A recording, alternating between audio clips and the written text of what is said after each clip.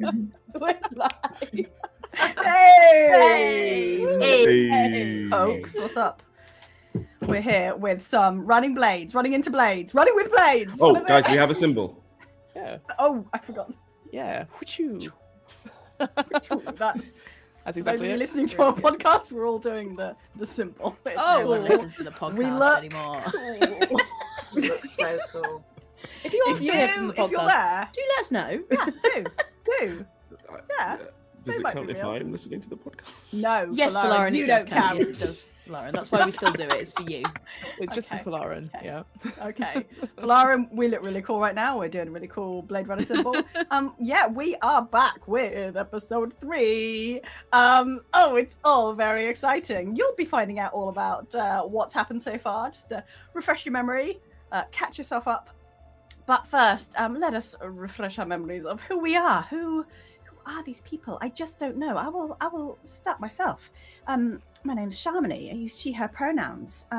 I'm a geek of the role-playing variety, and I'm playing Olsen, who is a really experienced cop who knows all there is to know about running blades. Sure. I didn't realise it was opposite maintaining day. Successful relationships while doing so. Don't you worry about that. Emily Bates. Hi, I'm Emily Bates. I'm also a geek of the role-playing variety. Of all the varieties, a lot of different geek varieties. I've got a decaf tea. That's what's In a going mug? on in my Yeah. life. It's not Fenna, glass, I don't Lauren. think Fenna drinks decaf tea. I No. think Fenna is like a peppermint tea girl. You know? Ooh. I think she's just Oh. herbal teas, lots of different herbal teas, and then black coffee. Yeah. Oh, sure. that I can Yeah. That's what I'm going with. Yeah. Sorry, Right. Fiona. Yeah. Oh, thanks. Hello, my name is Fiona. I use she pronouns. I'm also a geek of the role-playing variety. I love this sort of categorization we've all gone. I think we're all here are going to be geeks of the role-playing variety. I am your game runner or fate weaver for this Blade Runner series, and I think we're going to crack open the case tonight. No pressure. team. Case of beer. Oh, No. gosh. Yeah, no, wow. why I would think you we're- say this? I think you've got quite a lot of stuff, so we'll see that. But we'll do that in the recap. But I'll throw it over to the wonderful Tilly. Tilly, go for it. Hello, I'm Tilly. Give me one of those she/hers, please. Here you go. And what else do I say? What variety of what- geek would you what categorize variety of yourself geek are you? as? I Yeah. would categorize myself as a geek of the video games and staying inside variety. Nice. Yes. And, but I love it here. I love it here in role playing town. I'm here a lot. And yeah, I don't think my character will die. Good. Don't say it. We like that. don't want No, that. probably So not. good. No. Yeah. Hello, Aaron. Good evening, everyone. I'm Folarin, pronouns he, him. Sorry, it's just because the way you said it, I am now just imagining like cheerleaders following people around and like giving really like pep rallies around gender, which is actually really lovely. Would be Give me a to think he. about. Give me a them. What does it spell?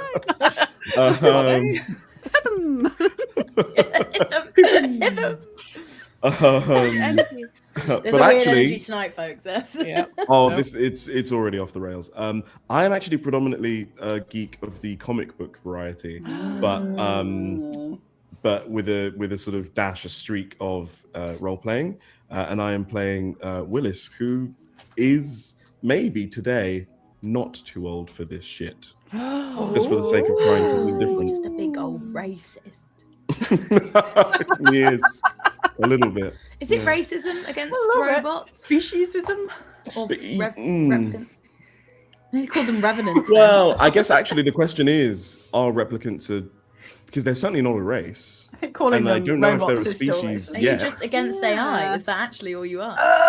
Which in Oh, fairness, Folarin Yeah. is very much against Yeah, AI. right? So, not So you're robots. saying you can pay yourself to Willis on a daily basis, is what I'm hearing. I'm going to take this. Yeah. Lowri, quickly. sorry, I should have absolutely passed that on. If you could pass me the cheerleaders, please. I am Lowri, she, her.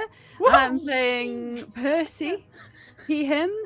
I reckon Percy pretends to Mel that he drinks black coffee, but actually really likes extremely sweet bubble tea.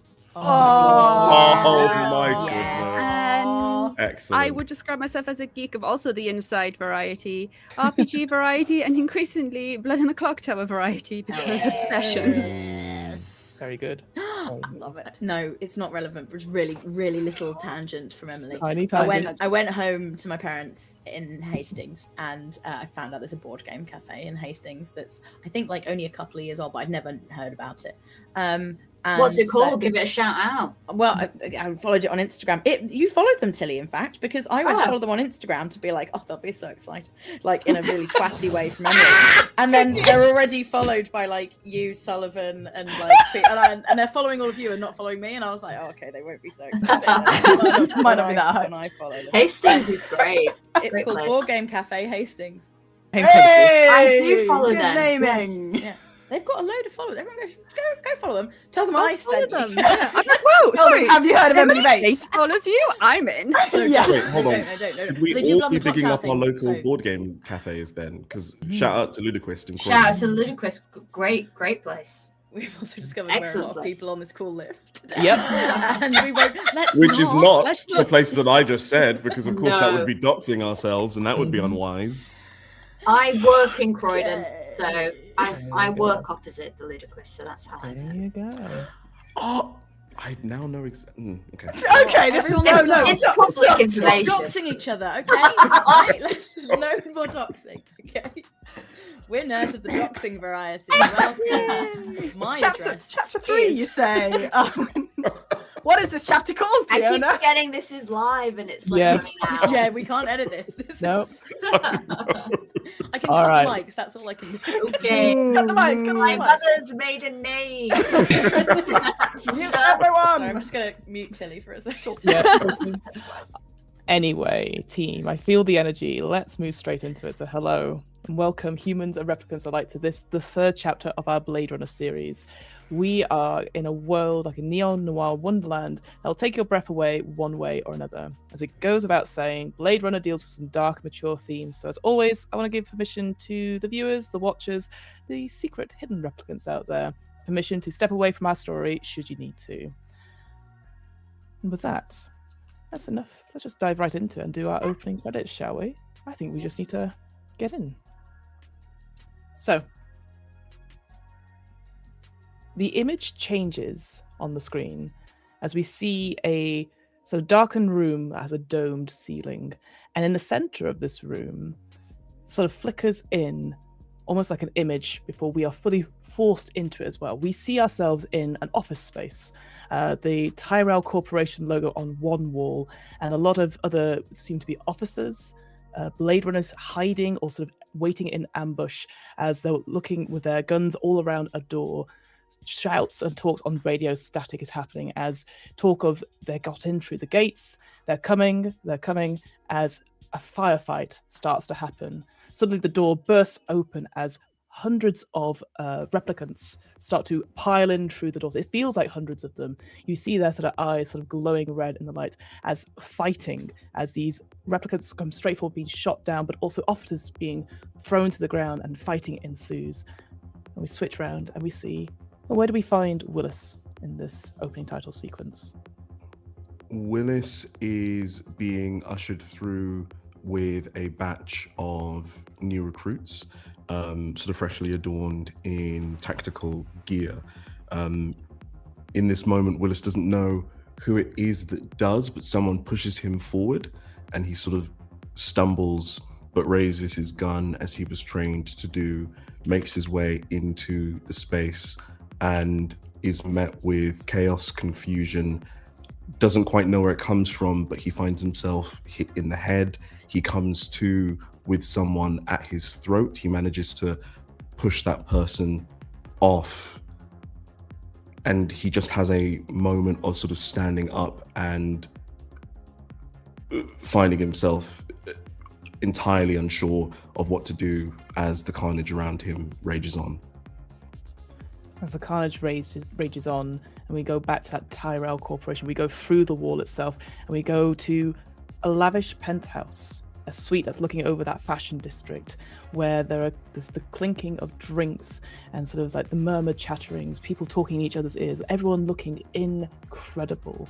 You can see various people who may have had some cosmetic surgery, some people with augmentations, and to one side, our camera sort of holds on to an individual that we've come to know in our story so far, although they've not had much of a speaking role. We see the Blade Runner replicant Sandor sort of stood there watching and sort of turns to the camera and sort of goes, fancy seeing you here. Emily, where do we see Fenna in our opening title sequence? I think it cuts to later in that night in the same party, out on the balcony. We see the back of Fenna. She is in this sort of black tight backless dress, looking out over the fashion district as Sandor comes up to her right and is sort of talking to her as she looks out, and he takes off a very suave jacket and sort of places it around her shoulders, and we sort of see them lock eyes and they both sort of flash a little bit of orange. As we go in between the two individuals looking at each other, we dive down, past the penthouse, past towards the floor, as almost like it's this sort of the shriek of the air passing through us as it turns into a mortar shell and it hits the ground with a huge explosion, as we find ourselves not in LA but on some off-world planet where a bloody battle is raging between a colony and sort of the oncoming forces. A famous sort of brutal fight. This icy battlefield we see is covered in snow and blood, and all around our camera we see replicant soldiers sacrificing themselves for each other, throwing themselves in front of various bullets and explosions. More compassion than we've seen in any of the humans so far. And I think just through watching this, seeing this almost in slow motion as these replicant soldiers are dying before our eyes, there's that sense of shame and guilt. Shamini, where do we see Olsen in our opening title sequence? Olsen is covered in tactical gear, holding a big gun, and I think the shots echo the shots of Willis from a moment ago, stumbling forward, looking round, chaos, confusion, carnage everywhere, going to run out across the snow between two pieces of ruined, exploded building. You see someone grab her as she goes to run, pull her back, twist into the path of oncoming fire, and fall to the ground. Blood on the snow, and you see that red tint in the eyes as the person falls and lands dead. As the body falls and hits the ground, we go to what looks like a disused sort of warehouse. We can see crumbling buildings all around in a sort of more isolated place. We see detritus and debris as the sounds of children's laughter sort of echoes out. Some horrible, weird, twisted version of hide and seek, perhaps, or Marco Polo, as the camera sort of follows and sees an individual sort of like running ahead slightly, probably looking behind saying, "You can't catch me, you can't catch me," until suddenly they look up and they see the building again, maybe some sort of old bit of roof falling or something like that, and suddenly the building itself starts to collapse all around us and this other individual. Lowri, where do we see Percy in the opening title sequence? You see briefly a small boy in the rubble, and the camera kind of pulls away and morphs, and you then see Percy kind of quite far away, like in a flat that looks a lot like Leah's, very plain and white. He's in the kitchen making some food, and then that goes out of focus and the camera focuses in on a sketchbook that is just covered in drawings, pencil drawings, very good pencil drawings of the face of the girl who was running from him and who got crushed. As we sort of see this sort of image, the pages flick slightly as we goes to somebody overturning pages of a notebook. We see what looks to be a suburb with the holotape cordoning off a particular building. Various neighbours sort of rubbernecking themselves, looking from different doorways. Our camera comes round and sort of focuses on a trolley with a covering over it, indicating a body is being taken out of a particular suburban house. A hand sort of falls sort of stylistically so, often we notice there's some sort of like gasps as they realise that it's Dolly, our neighbour, and this body is sort of part up into the ambulance style spinner, and as that sort of pulls away, we see one of the police spinners as individuals are talking to the replicant carer of this neighbour. This carer sort of like nods, offers to be cuffed, and is put in the back of the spinner. This carer then looks out and sees the camera and sort of gives a small wave. Tilly, where do we see Mel in the opening title sequence? So as the replicant waves, we see a young girl, probably about 8 or 9, who you would recognise as Mel, as a young girl, watching this happen, and she's quite shocked and waves back at the replicant, and then is very fixated on the police around and what they're doing and what their job seems to be. And she stays there for quite a while, staring. As we follow this individual sort of stare, we sort of come out and we see now that each of these memories, each of these moments that we have all seen, have all been part of these little like almost like 3D Stelline scans that you would get when you record such things, and they've been pinned all to a corkboard with various sort of red ribbon all around it, which ties to the middle of this corkboard, a KIA that looks like it's been burnt out or broken. And as we sort of hone in on this KIA, seeing all these things, reflecting and seeing each of these little shots, these sort of memories, these core key memories, a notification pops up on the KIA, which shows our title sequence. It says, Blade Runner 2037, Chapter 3, The Lost Daughter. And then each of the characters fades out. We fade to black. So, Artistic decision? Artistic or just actual Artistic license. Artistic webcam utility? title card you know? license. yes. Oh, it was Folarin Artistic decided. webcams. We've lost Webcam Folarin. utility. Whilst Folarin with sorts that, out, yeah, He's out. he's out, he's gone. So I'll continue whilst Folarin sorts out his text. So Blade Thank Runners, you. I am going to hand it over to you to just recap the last 2 sessions that we have. And rather than me talking you through all the stuff you found, I'd be interested to know what you've made of the case so far. So anyone can go and chip in. We'll spend like the next 5 to 10 minutes just like discussing what we've made of the case so far. So I'll hand it over to you folks. Okay, so, you know, Sandor got shot. Leia has gone missing. We have since worked out that Leia seems to be the one who shot Sandor. Yes. And Sandor, we got the bullet back from the gun, and it comes from one of our like standard issue guns, right? You went and spoke to the guy. Folarin's camera has changed. The rest of you talk while I make Folarin look lovely in the Don't frame. mind me. Yeah, she checked out that gun, which suggests that there was some sort of premeditated something, right? There was some reason that Leia took a gun to the club where she often goes to meet Styles, a tall, pale person who we now know to be a Nexus 8, one of the older models of replicants who should not be on Earth. Not allowed to be there. He got banned. Leia had been sent for recalibration right before all this happened. Yes, that seems relevant. We went to the memory place and found Lilith, who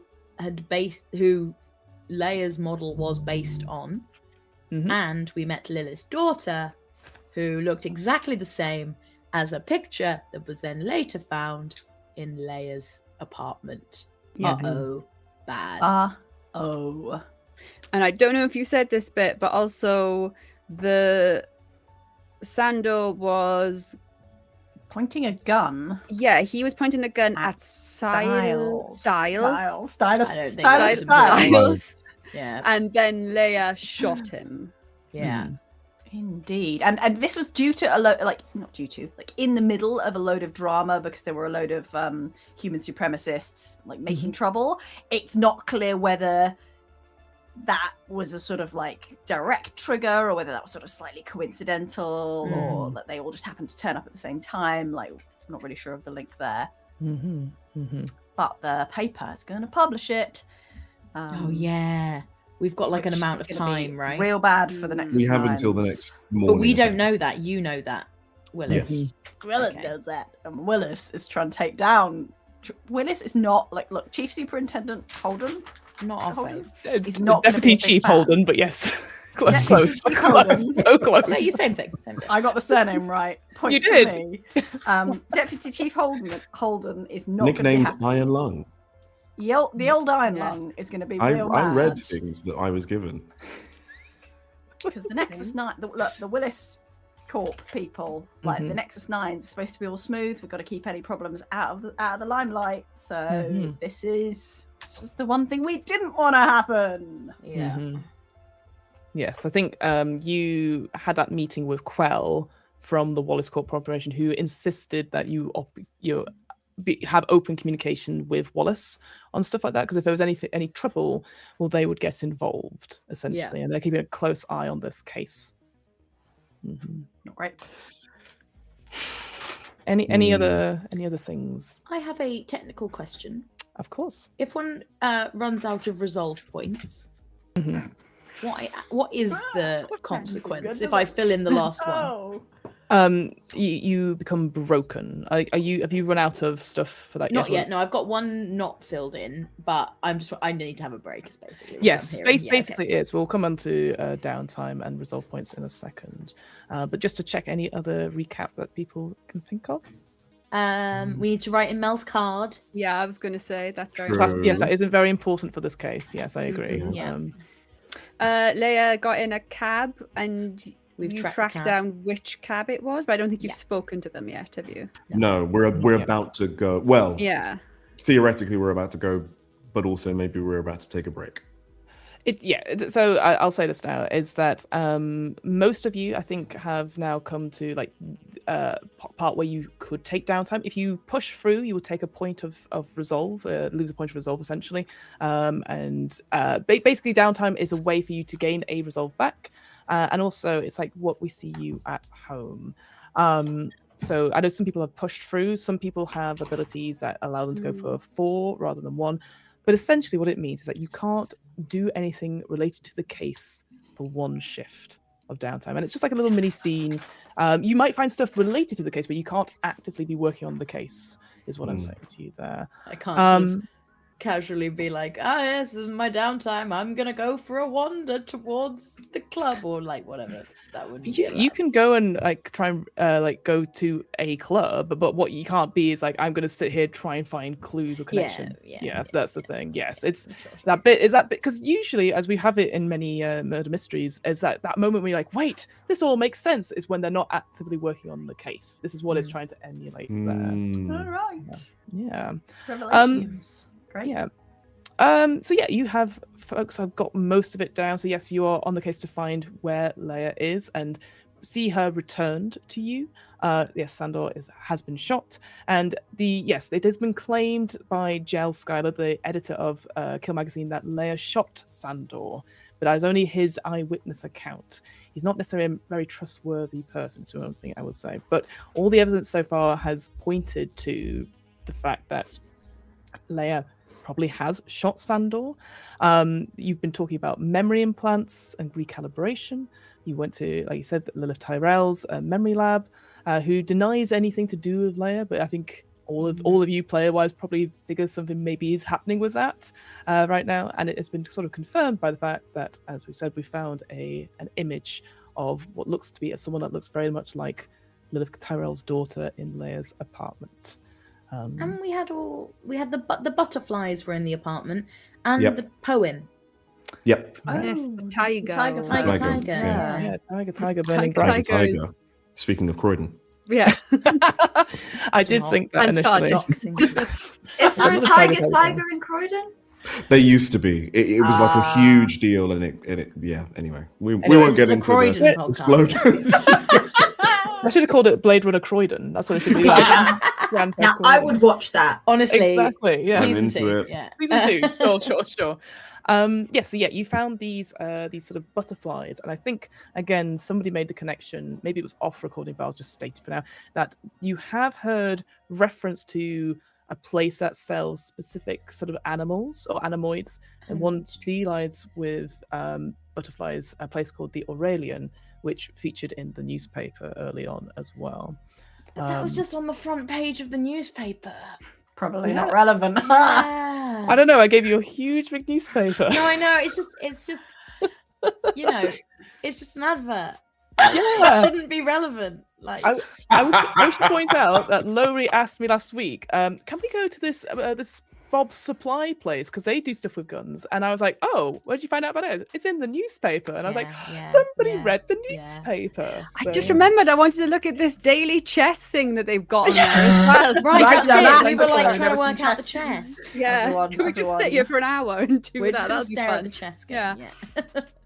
But I think you got that so far. So one thing I would say before we lean in is that I do have points to give people, because I try and do that at the beginning, and I'll be quick with this as well. And I'll explain what the points do now, because I think now is a perfect time to use them, because I feel like this case may be wrapping up a little bit, and maybe we want to use some stuff there. So everyone is going to get 1 promotion point for finding clues. Let's make a note of that.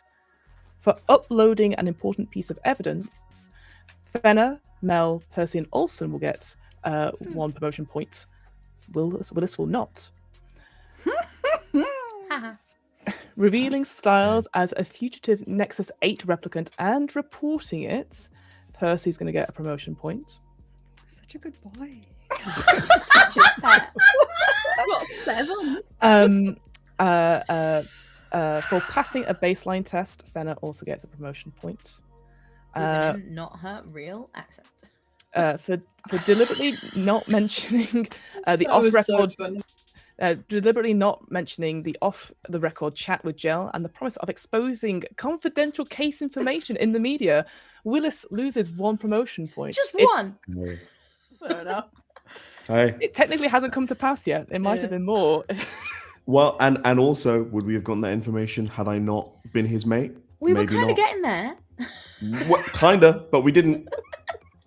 And you Willis have to shoulda, ask coulda. yourself, and you have to ask yourself the question: where exactly does Willis's allegiance lie? We I'm are asking asking that. question. Yes, Yeah. Lauren, that is the That question is we're absolutely all a asking. question we are Yeah, considering. exactly. Thank you. Yeah. So there you go. For befriending Sarah Tyrell, Fenna and Mel get a humanity point. Aww. For visiting Leia's apartment and finding her bedside photo, Mel and Percy also get a humanity point. And then for interacting and sharing the key memory about the lost sister, Percy gets 1 humanity point as well. Now, promotion points help you get things from the LAPT a lot quicker. So it means you may need less successes or more advantage on rolls to get stuff.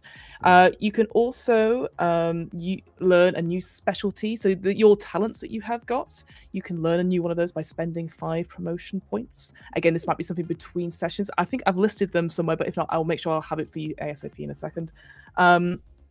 You can also, I think there's one other thing. Oh, I'll move on to humanity points. Humanity points are used to increase your skill levels normally, but because we've only got a short amount of time with everyone here and like I'm just thinking about stuff, I'm going to let you buy back resolve for every 2 humanity points, 1 point of resolve. Because it's the idea, I can see Emily getting excited, it's the idea of like grounding yourself and trying to separate you from the case is buying back your resolve.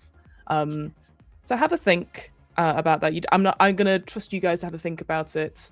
If you need to ask me questions about it, just do so, interrupt me in game, etc. But that's the thing. So basically, promotion points, new specialty of your choice, getting things from the LAPD, humanity points, increasing your skill levels, and buying back resolve 2 for 1. I assume you're going to use it for 2 for 1. If you need this skill level stuff, let me know, and again, I can talk about it in the break. I think I'm feeling that. Yes. So, whilst you guys are just having a think about that, this is how I believe we left things last time. We have Percy and Mel at Leia's apartment, which I'd like to go back to just to finish it, because we were on a little bit of a cliffhanger, but there's just one or two things I think it'd be nice just to finish that scene off. I then would like to go to Olsen briefly, if that's okay, before heading back to Willis and Fenner. But I want to check with people what they're thinking. Like, are they thinking of downtime? Are they thinking about going somewhere else? Yeah, so just checking in with people. What are their thoughts for like this first part of the session? I'll open the floor. For Willis, I believe this will be him going into his fourth session, right? So he doesn't need to rest yet. So I am saying, I think because of the action you and Fenner took, that is the fourth. So you'll be going that into was the the fifth. Okay. Yes. Going into the okay. I'm with you. Yeah. I'm with you. It's because we're doing bits and pieces of the thing. But once we've come back round to you guys. Last time. Yeah. And you get an extra one before you get the stress. Yeah. Basically, because you guys sort of finished your scene. Next time we come round to you will be a start of a new shift. That's what I was putting forward. I'm with you. Yeah. Okay. Yeah. I suspect Willis will keep it going, particularly because he's a smoker. Okay. Nice. That sounds good. Fenner, what are you thinking? I mean, with the humanity point thing, I'm tempted to spend my 2 humanity points to get a resolve back, and then not get it back and push through. Yeah. There's just one you take, right? Yeah, for every 2, you get 1 back. That's my rule I'm giving in. Yeah. And I can reduce my stress with my kitty. Is that sort of does that have to be in downtime, or is that the kind of thing where I can just go get my cat and just bring my cat with me and be like, yay, oh, I'm fine. Yeah. I would say, because of the nature of your item, because that's your signature item you're referring to, technically that's at your home, so that would be moving to a location. So I know he it's can just smoke and then he's fine. That because he's got a specialty called smokes. That's not his special item. I was gonna say that's why I was like, wait, if he can do that, can I do this? Both Willis and Mel have smokes, which That's is basically fair. they can smoke or do something the equivalent, and they regain a stress once per session. I understand. So I would have to go home and play with my cat. Okay. Oh no.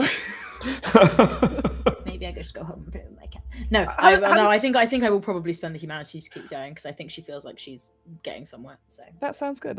Well, I'll come back to you to lock in exactly where you're going to go, because again, you finished it. We'll go to the other 2. I'll check in with. I'll check in with Shamini Olsen. So you're gonna date. I got a date. Okay, you got a date. So I can make this work. Okay. So what I was going to say to you, if you're just going to do the date and then nothing else, that's technically downtime because it's not related to the case. So you wouldn't lose any point or anything like that. But just wanted to check with you if you were planning to go anywhere else. No. All right. We'll do the hot date with you then. And then finally, Mel and Percy, obviously, I know you're at a scene just now. Do you 2 plan to go anywhere else after the scene is concluded? Or you can do downtime? I think it depends how urgent things seem, and honestly, what Mel does. That is fair. Like, sorry to put it on you, but no, I mean, the kid looking like the kid we saw is weird. Yeah. And I feel like maybe she would go back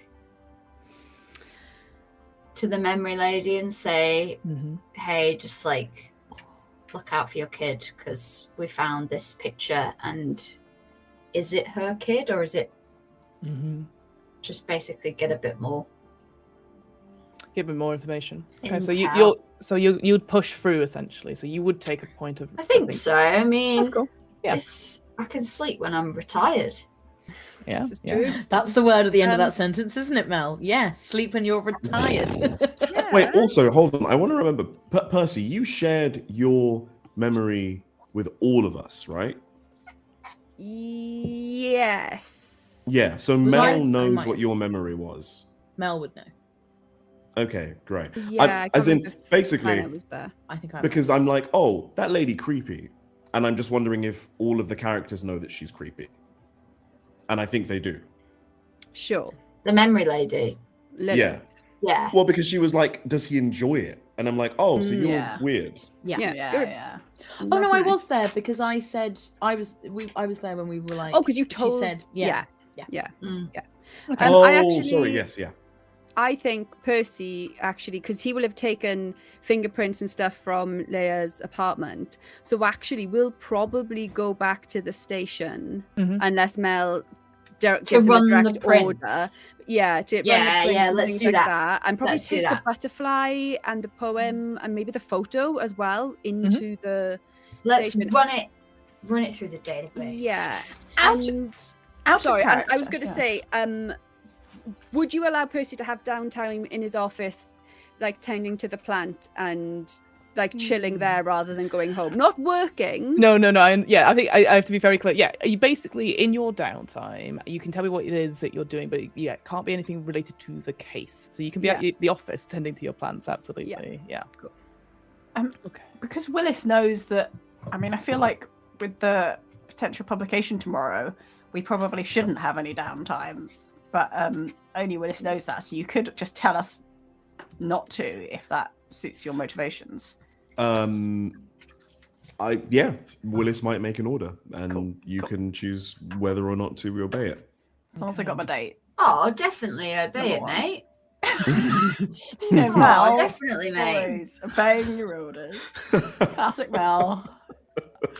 All right, let's. So now we've had a sort of little debrief chat about where we've been. Let's go back into the story itself. So we'll return back to Leia's apartment. We sort of freeze framed on Mel picking up this image of Sarah Tyrell, someone looking like Sarah Tyrell.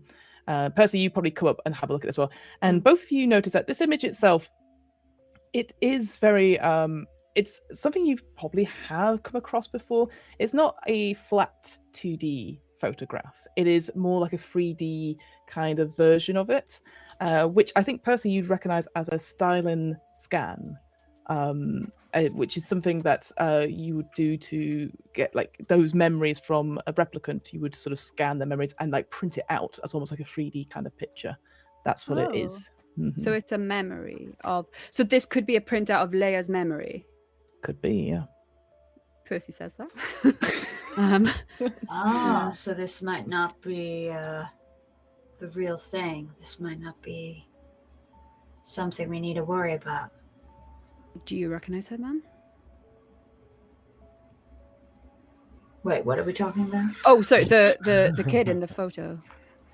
Oh, yeah. It's the little girl from Creepy Memory Lady, unless I've Lilith. really misunderstood the plot. No, I think you're good.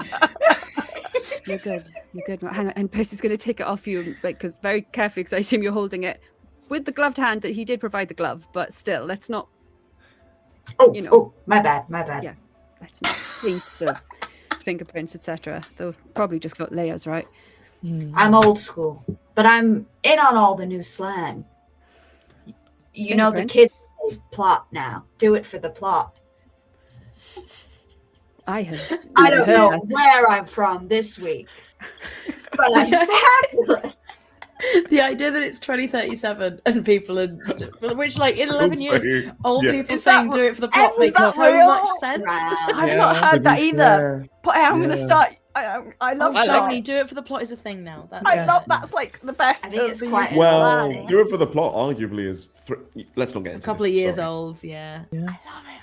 I think Percy, you maybe think Mel might be a bit tired because if she's saying no, I'm good. I've been doing this for years. I just need a cigarette and 16-inch pizza, and I'll be fine. We can go and get you a pizza if you like. I think you haven't eaten recently. Not that I've been keeping track, but we could get a pizza. I could go for a pizza. Should we get a pizza?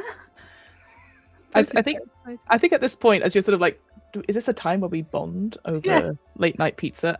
Mel, your KIA goes, and you look at it, and it flashes up, and it says Carol on it. I gotta take this. Hey, sweetie. Hi, love. Just wanted to. Oh my God, my wife's northern. This is great news. Sorry. Hi. No. That's just that's one of our jokes. Yeah. I forget to know she's northern. Well, it's nice to know where you're from this week. Look, love. I was wondering if you're coming home tonight. I just, I've got my tea on, and should I stay up? This case is getting pretty crazy. We got all sorts of stuff involved. Oh. You don't mind, do you? Well, no, I just thought we'd have a chat because, I wanted to book that off-world cruise. Oh, yeah. Oh, book it. I'm northern now. Book it.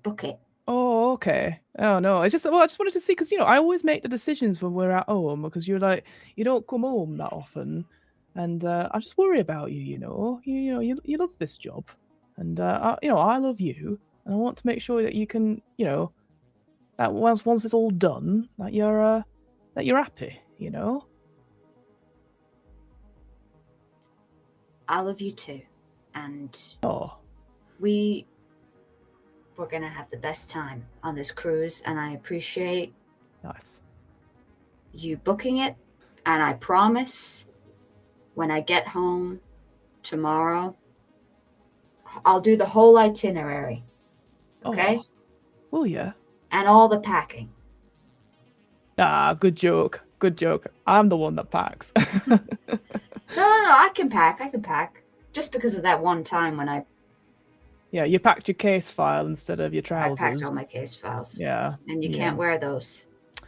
Well, you can't. Apparently it was sensitive. We went for that training, you and I. Yeah. Breach of confidentiality. You're not allowed to take those out. Yeah. Sorry. Is that Percy? Hi, Percy. How you doing? Hi, Carol. Hi. The kitchen. Oh. We're gonna go for a pizza and then we got some prints to run, but Oh. you have a good evening, okay, sweetheart, and I'll see you tomorrow morning.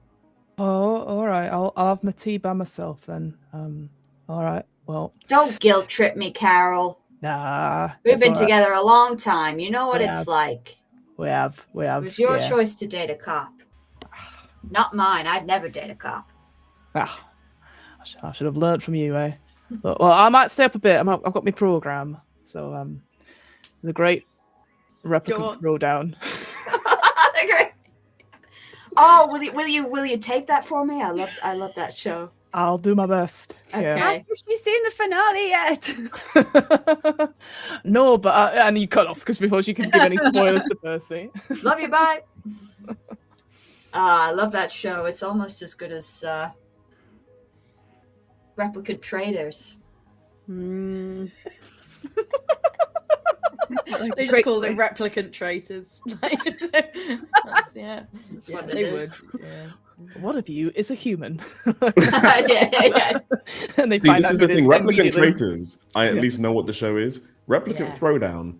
I can't work out what that I'm is. imagining I think you're it's building. gladiators. Oh, I thought it was like maybe Robo Wars. I thought, but like with- Robot Wars, like you build a replicant. And I definitely was Ah. thinking pottery throwdown when I said it out loud. But yeah. Okay. But just to go back from the TV show, yes, go back into the actual thing. Yes, Mel and Percy. So your plan is you look around the rest of the apartment. You don't see anything else. As I said before, it becomes clear to you that no one's been here in a couple of days, but it's clearly lived in. You think maybe 48 hours was the last time someone was in here. But yeah, you got the evidence of the poem, the butterflies, and this sterile scan of an individual that looks like Sarah Tyrell.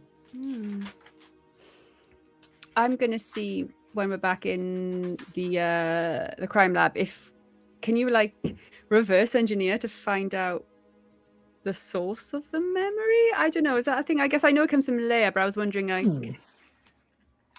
I think We can see this later because I haven't got the kit with me at the moment. What I'd say actually, we'll do a quick roll for you now. I'd love you to make for me an empathy connections check, Percy, because I think you would know this. Empathy connection. And if you've got promotion points, I'll let you spend it to get an advantage.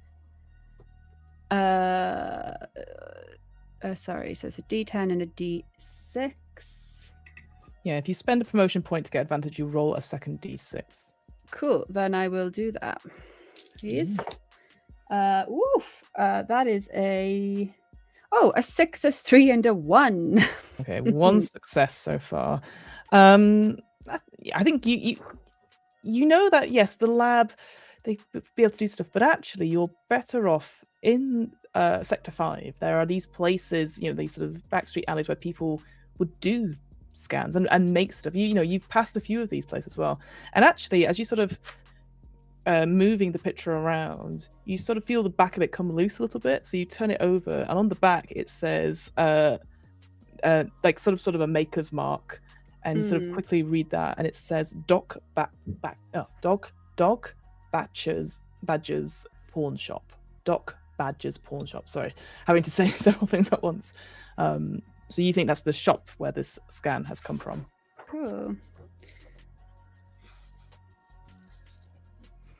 Is that in the area? It's close by. Damn it! I guess I'm going there then. But you can do. Mel, are you going with Percy, or are you playing something else? 'Cause... Is there anything like an answering machine in this world? Are there things that exist? I think that they have things called video phones, which is basically like FaceTime and stuff like that. It doesn't look like there's an answering machine in this apartment, unfortunately. Okay, cool. Yeah. I might Good have idea, been guilted by Carol. I might swing by Carol's with a pizza. That's really sweet. All right, so and then I'm going to go back out again, but I might just go swing around with a favorite pizza. oh, so you're gonna pick up a pizza and take it. We're not gonna. You could come with me to get the pizza. Yeah, I'll come with you to get a pizza. And I'll then get you a pizza, kid. No, you don't have to get me a No, pizza. no, That's I'll get fine. you No, pizza. I'll it's get you okay. a I just pizza. thought we were going to share a pizza. But you know what? Look, I can't be guilted by two people in the same scene. So This is true. And my we've wife got is going to plenty win of every time. We've got 2 weeks. We'll Till you get retire, I you'll get a pizza. promise before I retire, you and me, Percy, pizza day. You and me. Yeah, that sounds good, Sarge. All right.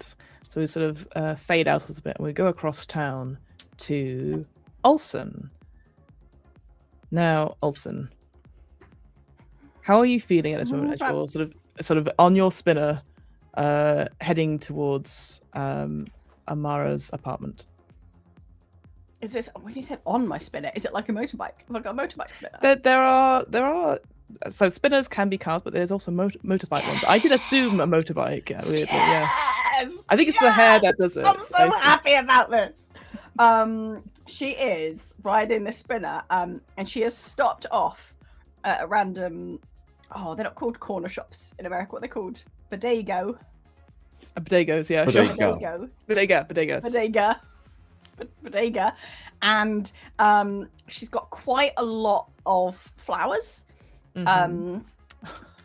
No. And I'm trying to hold all of the flowers. Like I took all the they didn't have nice flowers, so I thought I'd get instead all the flowers. That sort of equals the same thing. So she's like trying to hold on, trying not to lose any flowers while going slightly over the speed limit. I'm going to Amara's house because she's not like it's waiting. Oh, I've missed this badly. She's not even going to be at the date place anymore. She'll have gone home. She doesn't wait. I know it's fine. That's fine.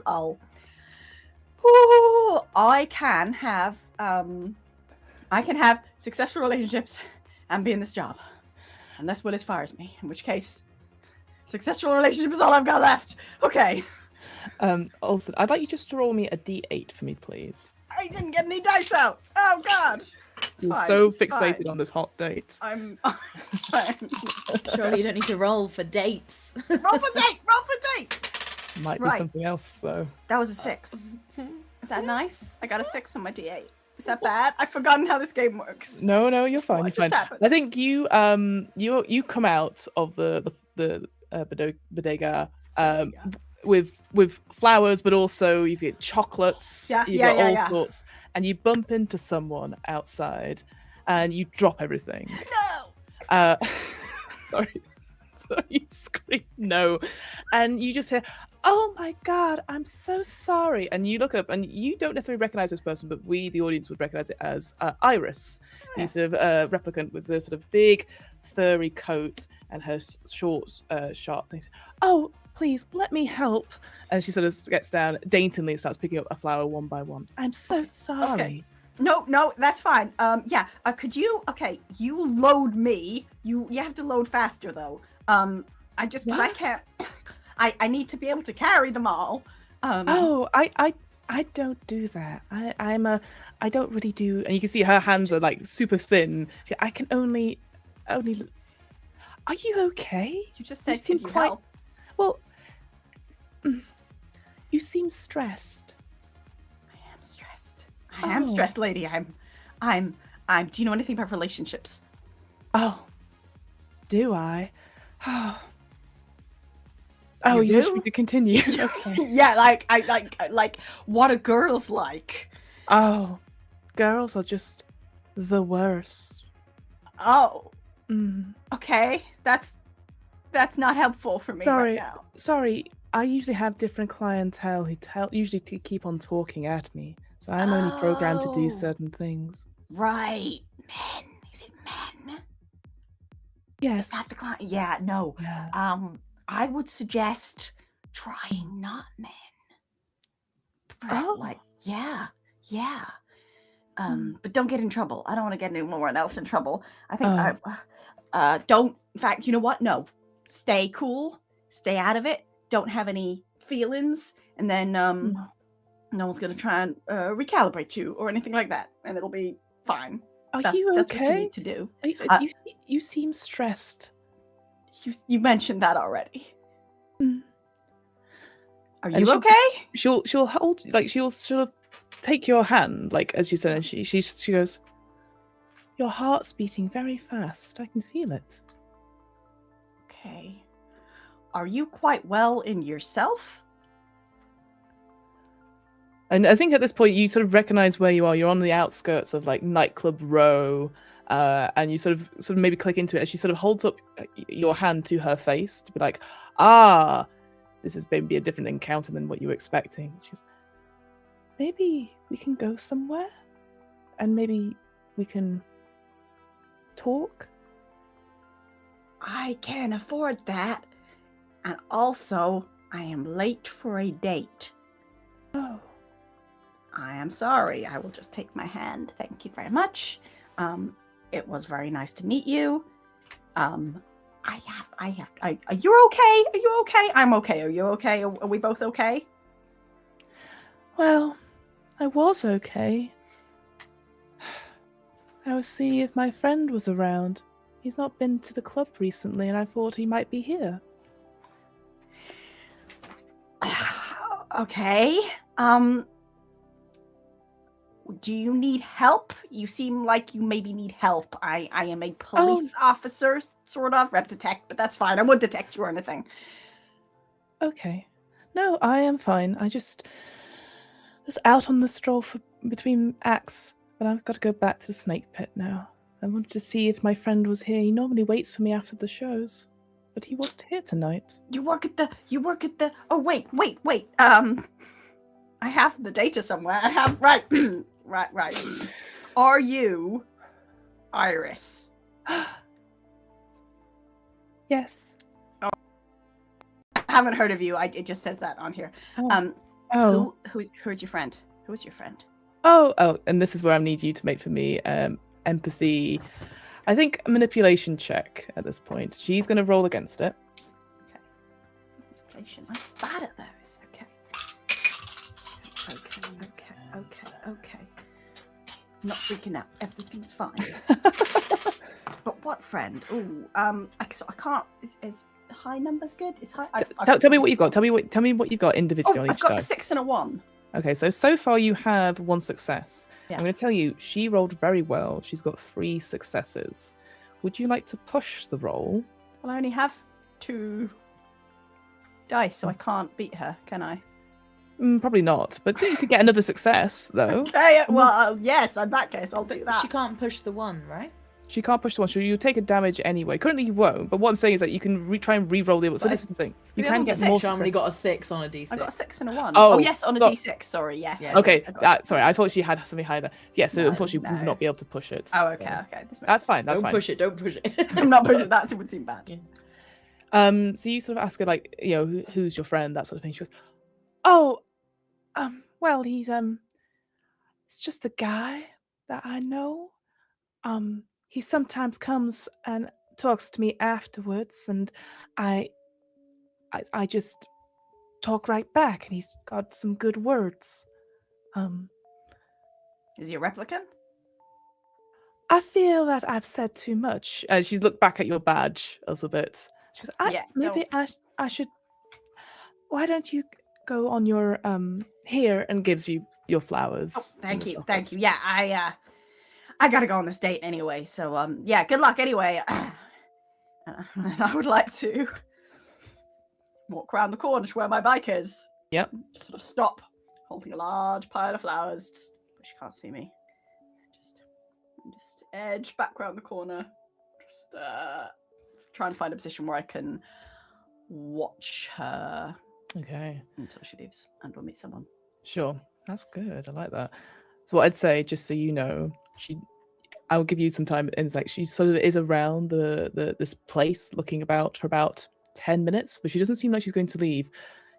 Your phone, your KI keeps going off in your pocket. So I'm going to make you a choice. Either you stay and see what she does, or you go to your date. I just want to make sure those are the two paths that are clear to you. You won't be able to complete both of them in this time period. Yeah. I am gonna message Willis. Mhm. Even though and because this is kind of tenuous, but I am gonna write to Willis. Yep. Found Iris from the snake bite club pit thing. Yeah. That one. She says there's a guy she often meets. Could be relevant? Question mark. You won't necessarily get an answer back No, I just now, know. unfortunately. But you've sent that message to. Yeah. Yeah. Mhm. I'm gonna wait until like if Willis reckons it's nothing, then maybe I'll have time to run off. But for now, I'll wait. Okay. Well, let's go quickly to Willis and Fenner then. So we'll leave you there for the moment, in this perilous position where you might miss your hot date. So Willis and Fenner, what's the plan? Is the plan still to go to the metro cab, or to do something else, or split up? I want to go to the metro cab, and I think I will say, all right, we need to follow this lead down, or unless you got someplace else you need to be. I got nowhere to be, boss. All right, let's go. Can I assume that I get this message KIA from Olsen at this point? On your way to this place, yeah. On the way, great. I think on the way, getting this message, I will say, like upon seeing this message, incredibly relevant, possibly incredibly relevant, possibly because I've received enough information to believe that Iris knows Styles. Oh, have we? Oh, shoot. Yes, we've received enough information to know that he regularly, no, I did share this, even though I didn't share how I got the information. Yes. But I believe that I heard that she was talking to Styles, and that Styles often comes into that club specifically to see her. Oh, that does seem relevant. So I say, incredibly relevant. Shit. You have to go, like, chase this lead down, and then there'll be like a ... and then there'll be like a told you that shit doesn't work.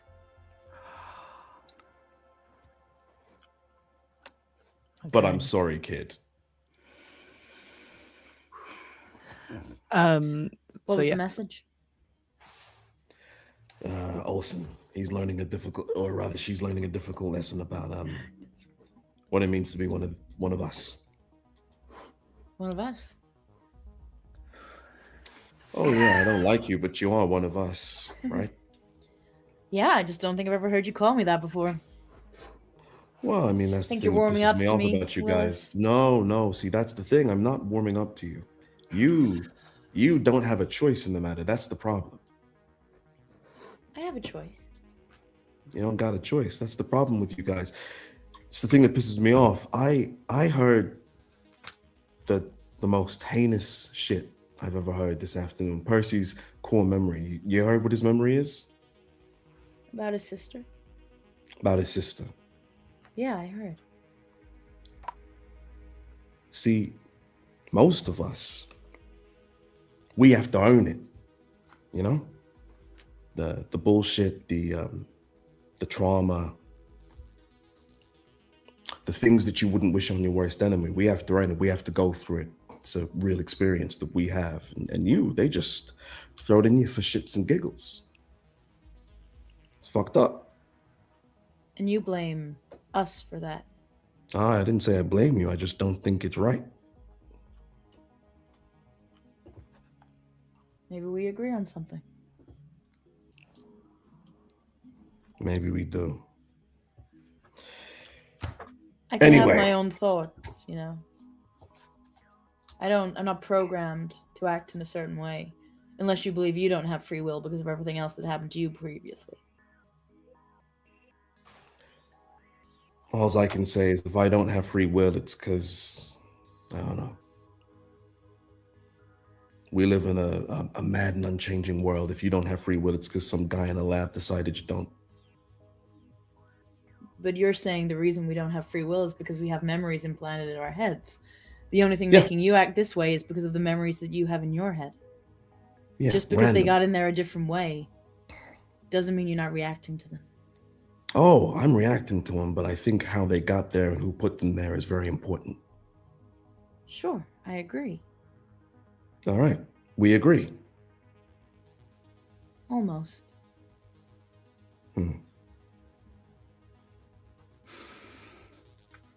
So the both of you going towards the metro cab place. My voice has changed today as well, just in case anyone was wondering. It's been a long day. I think this is the original LA. one, I think. In LA 2037. Actors change however long you stay up. I'll keep this one a little bit short, just save on time. You get to the metro cab place, and I described this place before as it's one individual sat in front of like thousands of these like phone receivers, and is like talking into each one individually, clearly communicating with various metro cabs. And after a quick discussion, she calls up the owner of the cab that you sort of point out from that CCTV image before, Neil, who of course we will remember as the patron we had last week, is the thing. And the information that Neil gives you is that, let me find it. No, I had it. I have to ask the question, is this the most involved Patreon person? I mean, He's a Patreon person. They are, yeah, they are. I think They're because sorry. I brought them back into it. Yes, I think this is the first time I brought them back into it. Yeah. So Neil says doesn't have much to offer. Remembers the fair in the sense of like an individual came and asked to get in the car. She had a gun. I was clearly very upset. She overpaid a lot to try and keep a secret, but obviously from the urgency of this case, it's kind of waved by the side. But she got out at Anamoid Row, sorry. Right. And they had those butterflies in the apartment, right, Sarge? Yeah, that's what Mel said. On the front of that newspaper the other day, there were a load of butterflies about Anamoid Row as well. It's all coming together, Sarge. I think someone planted that newspaper. It's just full of clues. Don't you think it's too good to be true? Bob's was on Maybe, the front. The butterflies are on the front. Have you ever played chess, Sarge? A message pings up on your to the group chat, which person's like, I'm working on the chess angle. Thank God. First is on the chess angle. It's all coming together. Oh, God. But yeah, we should go to Anamoid Row. I actually got my cat there. Yeah, all right, let's see what's on. Well, yeah, let's go. You don't want to know about my cat? No, I have no interest in your cat. Okay. That's fine. All right, let's go. My accent's changed again. I don't know why. It's gone. So just to clarify, because is that a new session? What is, sorry? Sorry, a new shift even, us going to Anamoid Row. It will be, yes. It will be, because you finished this one there. Another one from going to the taxi Yeah. cab. Hang on, sorry. Yes. Sorry, let me finish my thought. Sorry, because I was about to say something and you caught me off on it. Just to clarify, because I appreciate we might not have the newspaper or anything, but yes, in the newspaper, there's a butterfly on it which indicates the Aurelian Design Your Own Butterfly shop, which is on Anamoid Road, which is at the sort of the bottom there. Is it in the handouts? It is in the handout. It's handout B, and I will show it on there. It's that little one there, underneath the chest. So you never know. Under the chest. So yes, because you had this time at the taxi place going to Anamoid Road. I think I kind of did say that. Yeah, that would be the start of a new shift. So yes, if you're gonna go there, you push through. So I've pushed through to go to the cab place. Sure. I'd have to push through again to go to Anamoid Row. Unless you want to take downtime now, but then you would be out of that scene. Yeah. Yeah, I'm gonna have to. I've got nothing. So can I throw out as well? It might be a good idea to take the butterflies there too, which you don't have. So maybe it's worth going. That's a great idea. Percy just sent a really important message, and I'll be honest, I haven't relaxed for a bit, so I might need some downtime. I think Willis fairly slowly puts a cigarette to his lips and goes, "Oh, so you guys do sleep then?" Yes. And you know, I should go visit my cat. Might learn something. Sure. You know what? The trail's gone somewhat cold anyway. I hope they would have kept more detailed records, but there we go. Let's rest, regroup, and then we'll head to Anamoid Row. Sounds like a plan. All right. I assume you upload this information about the Aurelian and she was last spotted there from the taxi. So you have this link from the snake pit to the taxi to Anamoid Road where she was last seen heading. I want to flip back quickly, and being aware of time as well, back to Olsen. So you get not VIP, but person of interest. Do not, it's not worth it in that sort of thing. So what does Olsen do then? Are you sticking around? Yeah, look, as soon as I sent the text, I pretended I wasn't making the decision, but I was making the decision, wasn't I? That was it. That was the decision. The decision was made. And Olsen's doing the job. Sure. You wait about an hour or so, and she doesn't go anywhere. She sort of hangs around that huge, big, white, puffy coat and sort of neon makeup as she looks around. She gets approached by various punters, and she sort of makes a little bit of small talk with them, puts on the sort of not tonight, my darlings, and they disperse. But eventually, after about an hour and a half, you see an individual come up, sort of tall, pale, slightly balding, which looks to be a direct match to Styles. That sort of comes up. And instantly what you can see is when Iris spots him, she looks incredibly relieved and rushes up to him and gives him a big hug. He's pretty tall and she's quite short, and so she probably grabs, and she's about to talk, and he sort of motions to head towards an alleyway. I will text that I have eyes on Styles, and I will follow them. Is there somewhere that I can get up high that I could see into the alley without being standing at the end of an alley? Yeah, I think there is you can probably try a fire escape or something like that. You'd have to get on some bins and head up. I'm great with bins, yeah. You're great with bins, yes. I put the flowers down. drop everything. I'm gonna put the flower. I'm gonna arrange. While I was waiting, I at some point arranged the flowers on the spinner, in like a little pile. Yeah. And went back to waiting. And every time I like turned around to check on them, like there were fewer. People were picking them up with like free flowers. Yeah, absolutely. I have like one rose left, like shoved in a pocket somehow. Look, I'm not losing that one, and I'm gonna jump up onto the bins, swing up onto the fire escape, and get a good vantage point. Okay, I'm going to suggest that this is going to be an agility stealth roll for you, because you don't want to be seen by these individuals. I can do that, no problem. Yes. Oh, that's a 7 and a 2. And I can push the 2, can't I? 7 and 2. So currently you have 1 success. If you want to push the 2, yep. I want to get. I would really love to be able to overhear, but that might be optimistic. But let me try. Yeah, go for it. That was a 1. That was All right. a 1. So you will take a point of health damage for this one, as you are successful in sneaking out, but you kind of as you sort of like hurt yourself scraping maybe a knee or two as you're desperately trying to scramble up. Okay. And you're sort of at the top of this alleyway, and looking down. You can see the tops of their heads, Styles, and you can overhear their conversation. And you just hear Iris sort of go, "What do you mean you can't come back?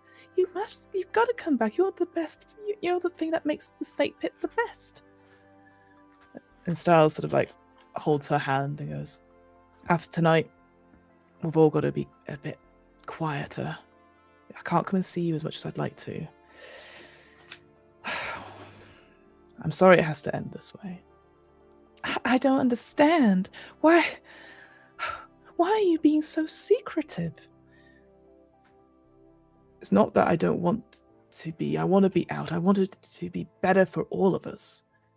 Come with me. Come with me. We've got transport. We'd be in a better place. I can't. Taffy, he needs me. He doesn't need you. He just uses you, Iris. Now that's hurtful. Me and the other girls, we've got a strong bond together. Look, if you change your mind, well, you know where the safe house is. You know there'll always be a place for you in the rebellion. What would a girl like me be wanting to be in the rebellion? It's not about who you are. It's about being a part of something bigger. Iris, you must see that. We're not just fighting for me or for any of the others. We're fighting for everyone. And that includes you.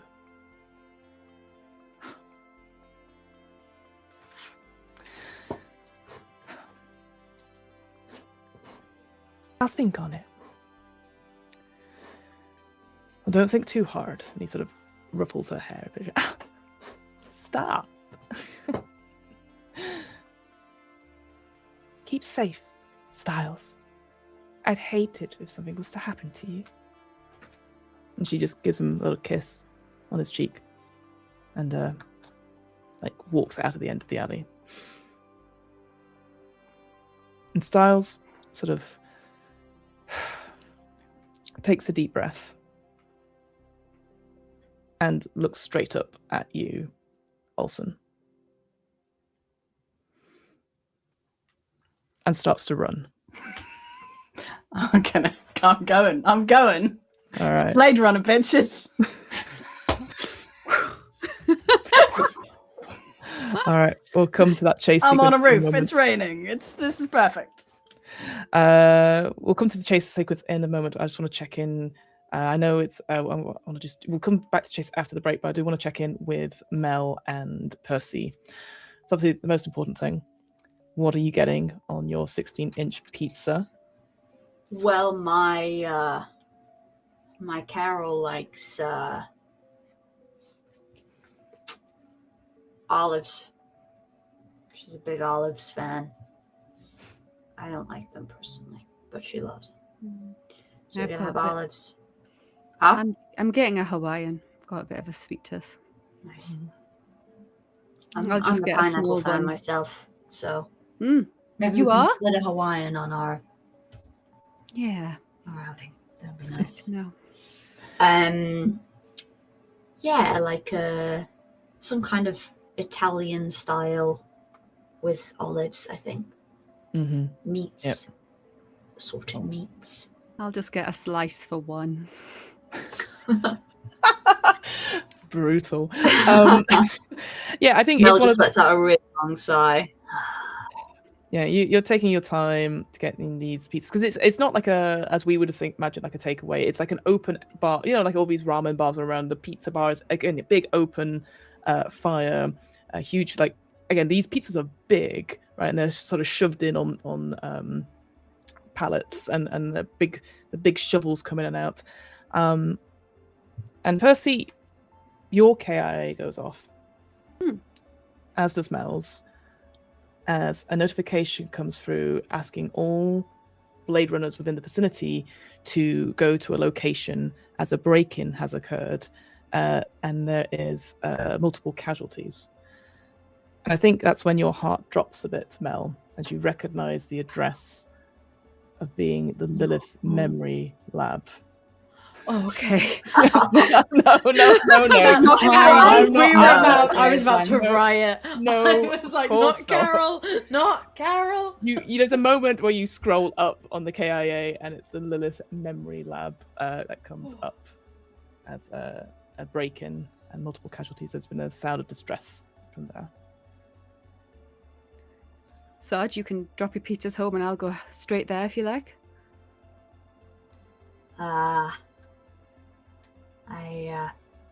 I can say you won't. Hey, Luciano, you deliver? Huh? You guys still deliver? See, Miss Miss Fletcher. Can you take these round to Carol? Do you mind? Oh, a case again. Oh, Miss Carol, she won't be happy.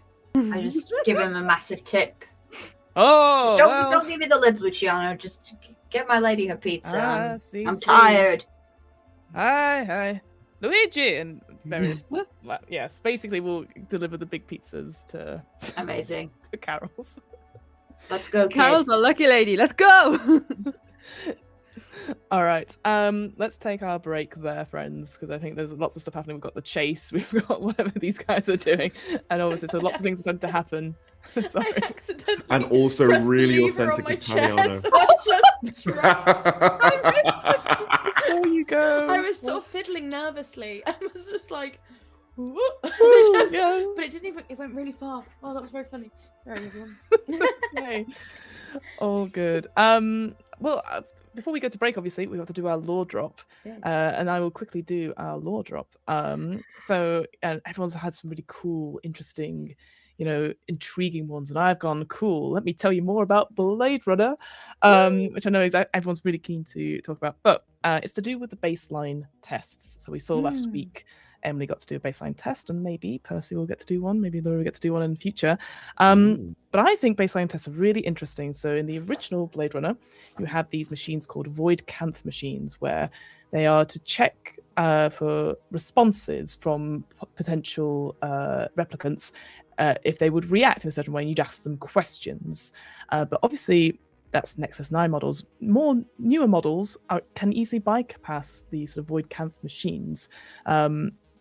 So now they have something called a baseline test, which, as we saw, is having almost like a code repeated back to an individual who's also still asking these questions still, but you're not deviating from the answers. So we know what the answers are. It's about whether or not we can sort of talk about the memories or like all that sort of thing in terms of like responses to it. And what's interesting about it, so in the film, the 2049 film, Ryan Gosling actually came up with the baseline test as we perceive it in the film. And originally it was kind of a bit like the void camp test in the sense of like he was lying on a table and he'd have to answer questions and they were just checking like heart rates, all that sort of stuff. And they were like, oh, that's not really cool sci-fi. And Ryan Gosling talked about this idea, and obviously the actors amongst us will probably heard of it as well. As a mixture of like the Meisner technique of like watching someone else and repeating what they see back to someone, but also a technique called dropping in, which you can do with Shakespearean texts. And the idea is that you have this little phrase, and the facilitator would be asking questions, but you'd always just say the answer. And it's the idea of like getting those responses connected to those questions and having a deeper level so that you would remember it more. And so for him, he has like I can't remember exactly I think it's the Pale Passage, I want to say. I'm going to have to look it up quickly, but he took it from his favorite book, this sort of passage. And the famous sort of line is, with cells interlinked, and just having that repeated back and forth. And it's just that idea of like connecting to each other.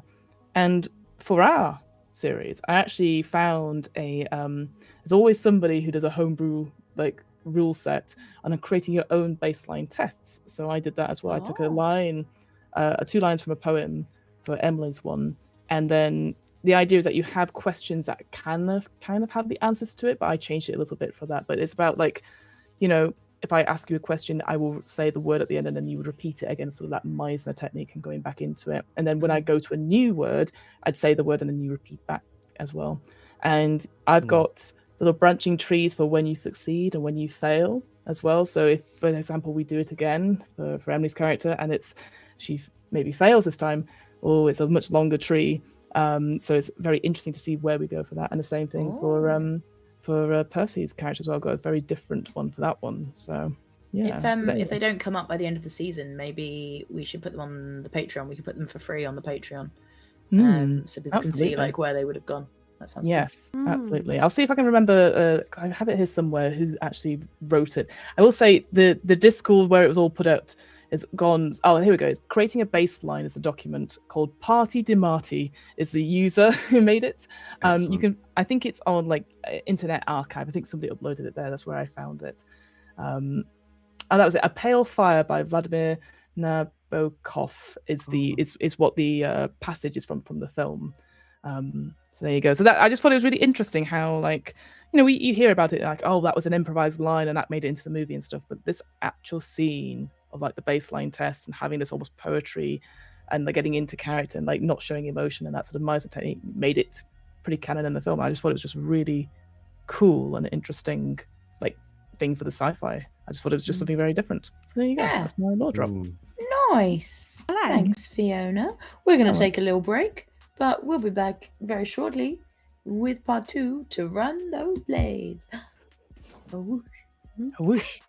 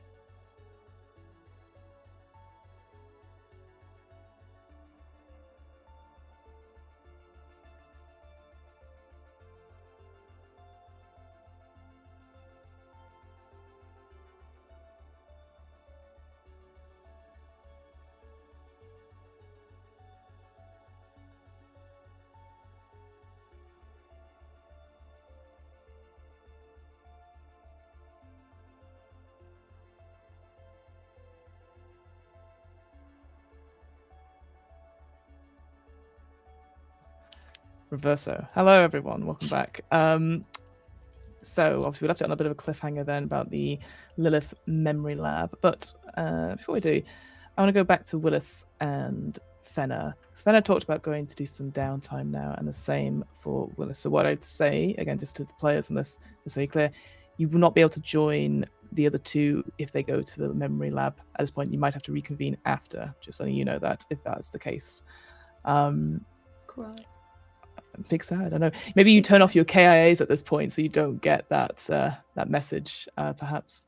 But let's go to Willis. So you finish up at the Metro cab place. Where do you go? What do you do for your downtime? I think Willis does the thing that he does pretty much whenever he's not working, which is that he makes his way home and he begins. Well, he resumes work on his car, his 1976 Chevrolet Camaro. And I think you just sort of see him very steadily and methodically sort of, begin repairs, buffing out dents in the car, replacing old parts. And I think the only moment he takes to pause is to kind of look up in the garage where he is. He just kind of has it above the workstation, is just an old faded picture of a much younger version of himself standing next to a beautiful dark-skinned, much taller woman than he, both dressed in their finest, in a Chevrolet Camaro, much like the one he is fixing, with a just married sign on it. And he just sort of looks at that with a wistful look in his eye before resuming work on his car. Can I get you to roll for me a D8? Yes.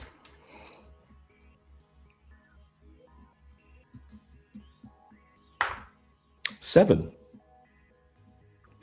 From inside the house, your home vid phone is starting to go off, like ringing. He sort of fine, and he sort of I think he is wearing overalls, so you sort of see him slightly make himself presentable. He's sort of wiping grease off of his hands as he makes his way into the house and answers the phone. So you pick up the receiver, and the screen flickers into life as you see the image of Deputy Chief Holden appear. He seems to still be in his office, and he's like, Willis, there you are. Wanted to check in on you. Your KI seems to be off just now. I assume you're relaxing. Yeah, relaxing is the word for it. Yeah. How's it going? Any status report on the case?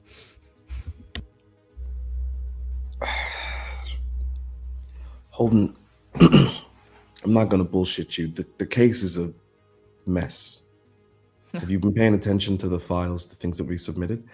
I've been looking over, but I want your opinion on it. You're the, I believe, the one in charge, the project lead, I think it was called. Yeah, cool. I'm the project lead. Holden, this whole thing's gonna blow up. Best case scenario. Best case. We got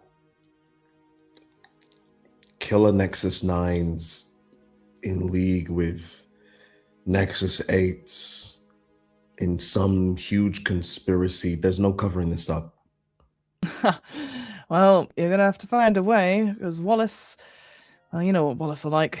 They're gonna, they'd rather shutter the whole unit before anything gets out about their nexuses. Tell me, how's Sergeant Fletcher doing? The usual. Why? Well, we were looking at, she's retiring in 2 weeks. Yeah, she won't shut up about it. Indeed. We, well, you know what it's been like. There's been budget cuts and whatnot. Even with Wallace helping with this case, we have to cut corners somewhere. And, well, I've just heard from head office that we might be letting her go early. But with a full pension, right? Well, that's to be determined. It definitely will be reduced. Thank you for the years on the force, but we need to cut corners, Willis. Holden, that doesn't even make any sense. She's, as we said, 2 weeks from retirement. She keeps saying it. 2 weeks. 2 weeks is going to make all the difference. There's something going on. Holden, I want to help you, but you have to talk to me. Make for me an empathy manipulation check or an empathy insight check. Let's go insight. Okay. D8 and a D8. Where are you?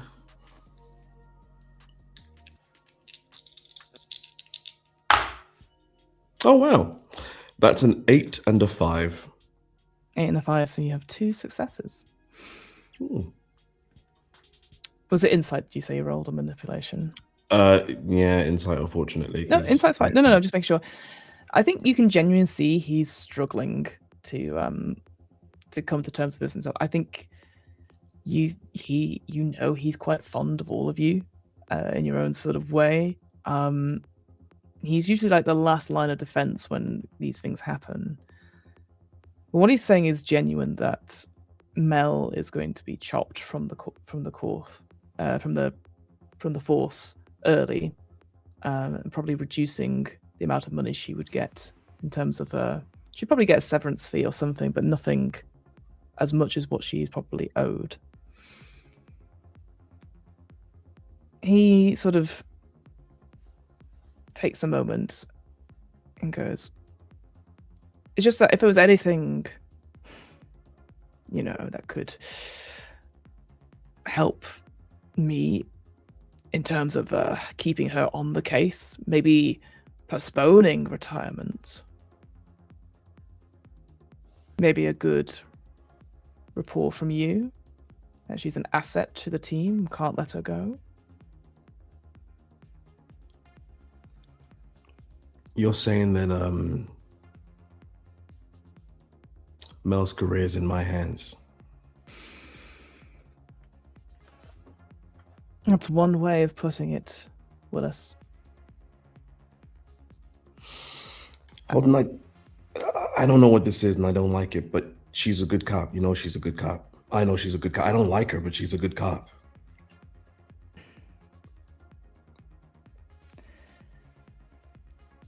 Did you know about her connections to the replicant underground? Her connections? Mm. What do you mean connections? Somebody found an old file or something a little while ago. We were trying to see more about it. She knows this person, the Aurelian. He's been connected to several underground missives.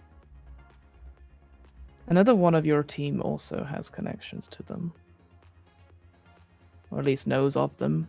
You want to tell me who? Olsen. Okay. If the members of this task force that you put together are compromised, I would love to understand why this team was assembled. This evidence wasn't proven till very recently. But you had suspicions. I did, but I also know all 5 of you are the best of the best. And when Wallace asks for the best of the best, you give them that. Okay. Holden, I'm going to say a couple of things, and then I'm going to go back to what I was doing because this is my free time. This is bullshit.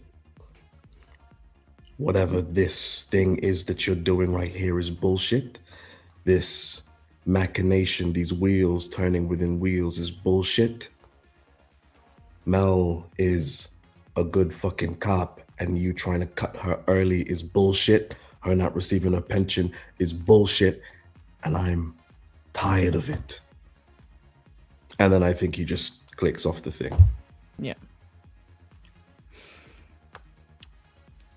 Fenna, Hi. where do you go in your downtime? I go home.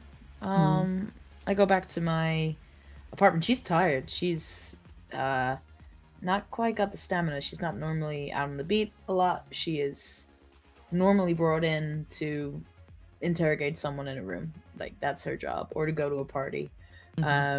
And she gets in and you see her little gray cat with his little white paws comes up, and this is Mazarin, and she sort of sits on her bed as the cat sort of runs all over her, and she sort of gives it little scratches. And then I think she gets up and she goes to her wardrobe, and hanging on the back of the door is the dress that she wore to the party. She sort of runs her hand down it and she puts it on, and she just sort of sits on her bed and looks in the mirror and just stares at herself while this cat runs around. Can I get you to roll me a d8? A D8. Yes, please. Sure can. Where's the D8? This one. 4.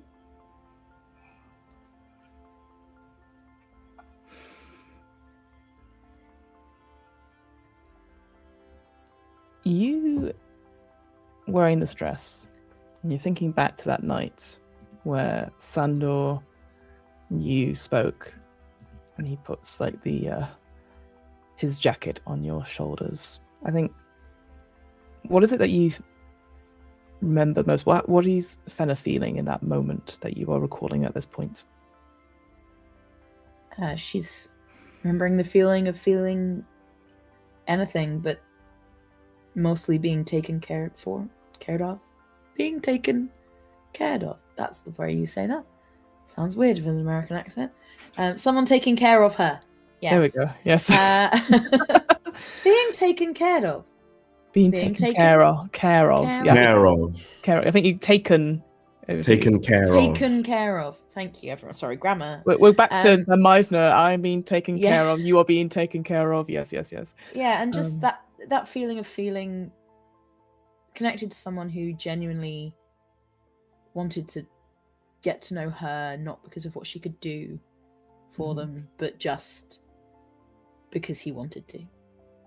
And not because she'd manipulated him to want that. Like, there was no reason to talk to him.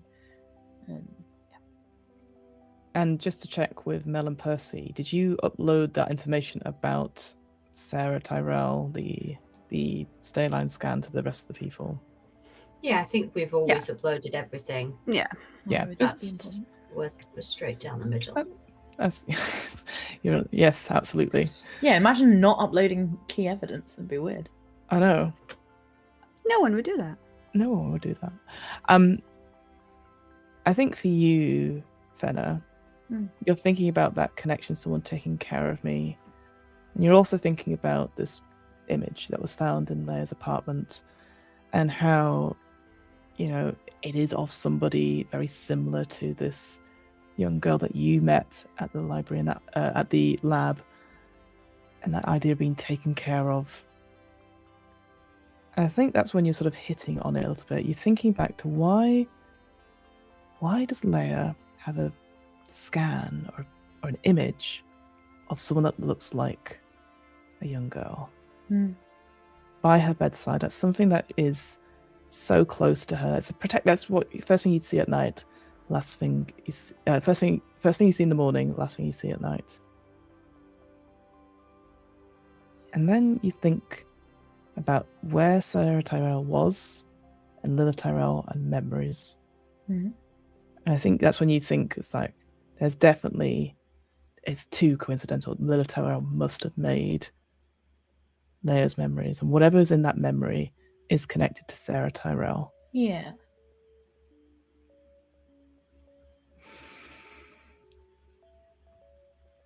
I think is that instinct. There's just something about it where being taken care of and taking care of someone is almost like a mother's instinct. Hmm. And it's like a horrible sinking feeling, I think.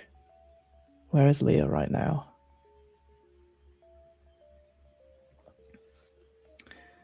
You get to both Willis and Fenna recover a point of resolve, if you've not done so already. Maybe I did. And let's go to the memory lab, if that's all right. If that's where you guys are going, Percy and Mel.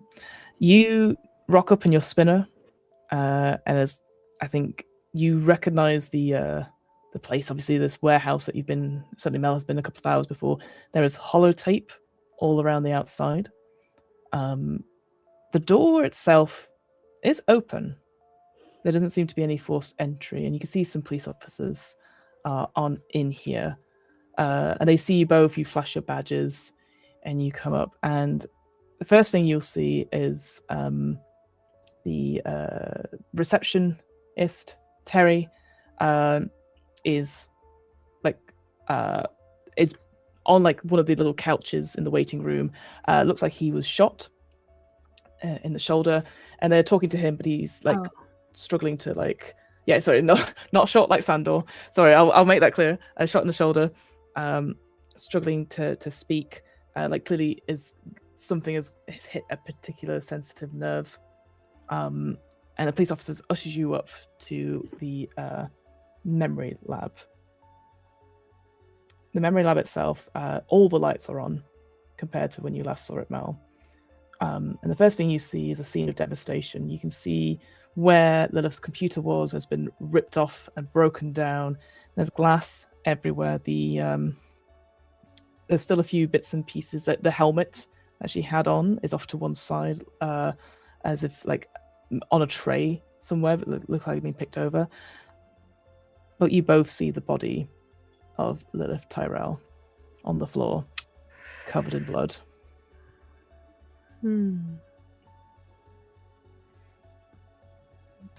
This just got interesting. Where's the kid? You ask the police officers, and they say, "There's no kid." She had a daughter. No one was here. Like we're trying to get sense from the guy downstairs, but he's struggling. Cameras? Well, he points to the computer. It's all down. We need to get someone with some technical know-how down here. Percy, can you take a look at the computers, see if you can get them online? Absolutely. I will try and get the computers online. Yeah, an intelligence tech roll for me, please. 2d12s. Come on, Percy. That's what you're made for. Oh, 2 6s. Ooh, 2 successes. Nice. The computer is completely trashed. It looks like deliberately so. It's clearly been sabotaged in some way.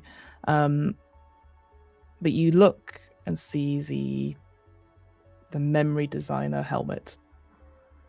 That is all still intact. It's still plugged in. And there's just a moment where you think to yourself, maybe. And with your permission, Lowri, do you put on the helmet or investigate it further? I think, honestly, I don't think Percy would do that here in front of people. But I do want to, so I'm torn. I'll leave it up to you to force that decision on you. I think actually what he would be likely to do is to bag it. Can I take it away and it would still be usable, or can it only be used here? You think, from what Mel's spoken to you about and the way that this place had a lot of security and stuff, you think it might take it's here plugged in and presumably can be used here, but it might be hard to get in because it might be encrypted elsewhere. You see what I mean? In that case, you can get the officers to clear the room and stuff like that, because you guys have authority here. They just sort of kept the crime scene clean for you. Oh no, I think actually he will just dust it for prints before touching it properly. Look around for any hairs or anything like that. Though presumably they would be Lilith's. He's going to put a little hairnet on. Yeah, of course. And take his glasses off and put the helmet on, I guess. Okay. So, in front of you, it's the same sort of image almost like it's you're wearing a VR headset, right? You see this, the memory lab as it is. You can see where Lilith Tyrell's body is covered in a sheet. You can see where Mel is. But then that sort of fades away until it's just this sort of blank canvas of the darkness of the memory lab and in front of you. And it sort of then flickers away to this, what seems to be like golden sunlight, like beams, and you feel suddenly like the warmth of the sun on your skin as you are in a much bigger room, like a big sort of gorgeous open space with like a huge sort of window revealing like a red sandy vista outside. As you sort of look to it and seeing like the sun in the distance, it feels very peaceful, very warm, very cozy. Someone runs past you, a small girl with sort of dark brown hair, black hair, and she turns around and goes, "Mummy, you can't catch me!" and runs off giggling, disappearing into the deep shadows. Percy will follow her. Is that sort of as you sort of follow her through these different, what look like, you go out onto like a mezzanine level, and you see like the red brick underneath your feet, and you see her pass around the corner. "Can't catch me!" and runs around again. And then suddenly, there's a scream. The little girl scream, or Yes. I mean, Percy will try and run and find her towards the scream. As you run down some stairs, you see like this sort of beautiful fountain, and you see other people looking scared, and you see that there is a like black van with tinted windows, and what seems to be two individuals holding this girl. She goes, "Mummy, please, they're going to take me away!" And they start to put her into the back of a van. Percy will try and grab her off. I mean, can he interact with people? You try. You're desperately. You can see your hands like trying to go, and these big individuals get in front of you and push you back. Are they my hands? They don't look like your hands. Okay. No, but you're interacting. Yeah. Like you're trying to break through. I think automatically he'll say, "Stop, police!" But And your voice comes out completely different, sort of a much more feminine version of a voice. But the individual, a man just throws you to the ground, and you hit the ground, and you hit, "Mummy, please!" as the door shuts. And you hear the sound of the van drive away. He'll make note of the number plate. It's very hazy, actually, and that's when you sort of come to your senses a bit as the memory fades. Yeah. And you're back in the memory lab. Have I seen this? You've not. You've seen Percy react to it. What are you doing in there? You playing a computer game? What's going on? Percy will take the We don't have time for Minesweeper right now. I think Got a murder to solve. I think it's Lilith's memory. Sarah's in here. That she was uploading her memories just now while it happened? Have I got any sense of if this is like real or I'm new, old memory? You get the sense from your successes that you got that this was the last thing played on this machine. And I think from what has been said and talked about so far, the idea of traumatic memories, this definitely is a traumatic memory that is in Lilith Tyrell's memory lab,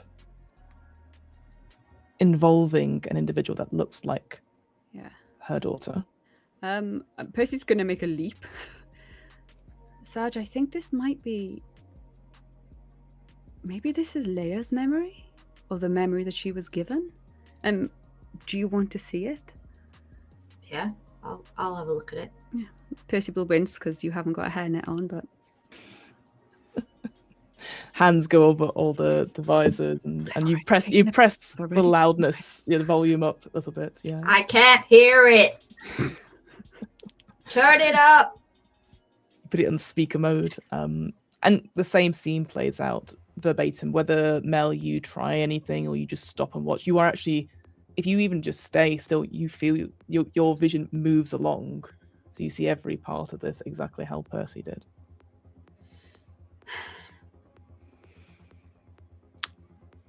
Is the background that we see in the photo Leia had of Sarah? Very similar, yeah. Okay, in the photo she had next to her bed.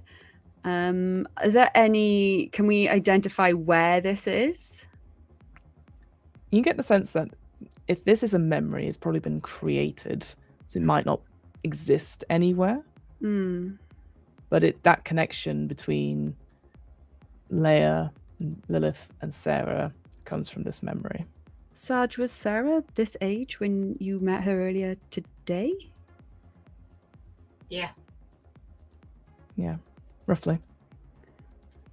I've got 2 theories. Yeah, go for it. One, I'm just going to come out and say Hit it me, might sound a Sarge. little silly. The kid's a robot. Replicant. Sorry. Mm-hmm. My other theory is this is some kind of hubris story with little Miss Memory and her inputting of traumatic memories into your people, replicants. Maybe this memory in someone's head and a replicant that might see Sarah as their own child. Yeah. But didn't you see Sarah today? Like in flesh today? Yeah, was but it just they make it over? pretty convincing. They can do. Maybe I'm conflating the fact that she is missing now, but I feel like this has happened to her now, but...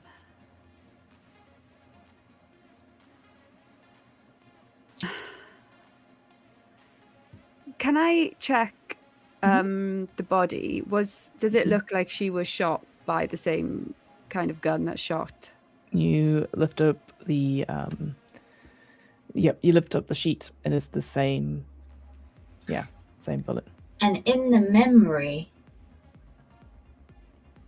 is she shot? In the memory, no, so Lilith Tyrell isn't in the memory. Is But that the not idea we that we are Lilith Tyrell, right? You're getting the point of view of somebody who is seeing someone that looks like Sarah Tyrell being taken off. Right. Yeah. But they are not necessarily Lilith. Yeah. Can we go Okay. back into memory and try and find a reflective surface? Sure. Again, yeah, you enhance on a thing, and you see, like, again, if you're like playing a video game, you sort of catch the character perspective in a mirror. It looks like an individual that looks like Leia.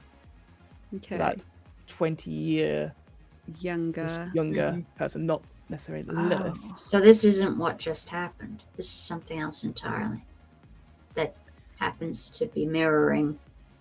Yeah. So wait. So this. Okay. I'm Sarge. I'm going to be honest with you. I'm tunneling that this is Leia's memory that has been disturbing her. Mhm. So has she been seeing this memory and she has now acted it out? Quite possibly, especially And if she taken thinks Sarah Sarah? is her child. There's a lot of pantoing going on. It's making me Sorry, laugh. Quite I'm hard. pantoing because I'm like, maybe she went to get her child, who she Yeah. believes someone stole from her. Yeah. So she's seen her child and she's gone and taken her Yeah. from the person who stole her. I wonder how she found Hubris. out. Okay. I'll leave you two to think on it a little bit, because I appreciate there's maybe a lot to process. But your instincts are right in that sense of that this memory, after you're going back and forth, seems to be one that was put into Leia and created by Lilith Tyrell. It seems to depict a young person, a daughter, that has a striking resemblance to Sarah Tyrell. There's lots of Tyrells and people looking like each other, I appreciate. Yeah. Meanwhile, in Sector 5, we're doing a chase sequence, I think, aren't we? Hell yeah! Hell yeah. So All right. excited. So from memories to actual mechanics. So Shamini, I know you can't wait for this. We are going to go into combat briefly. I've got my combat cards, and so here in Blade Runner, initiative is cards from 1 to 10. You have a specialty called fast reflexes, which means you get 2 cards, and you can decide when you want to go first. So I'm going to just pick 2. Pick me some cards, Fiona. I'm going to give you your cards. So Thanks, Fiona. we have, unfortunately, Styles has got a 2, but you have a 5 and a 9. Aww. So unfortunately, yes, sorry, I can't. Styles. But would you like to go for the this one? Yeah, I think I'll probably go for the 5. Thanks, Fiona. I think Right, I'll just be checking, not just checking. quite so far behind him. Less good, but great, yes. yeah. So what we're going to do, I've sent you some maneuvers, but essentially when we do a chase, each of us, the prey, which is going to be Styles, and then the pursuer, which is going to be Olsen, are going to pick a maneuver. You're going to keep it quiet for the moment, what you are doing, Fun. and then we'll reveal them, but only once you do, I'm then going to pick, or I'm going to randomly select a obstacle that's going to come up, because it's a foot chase. Imagine all these kind of foot chases happen. Sometimes things happen in our way, so it means that your maneuver might not be successful, or it might be more successful depending on what comes up. So I've got mine in my head, but what are you thinking, Olsen? What are you planning?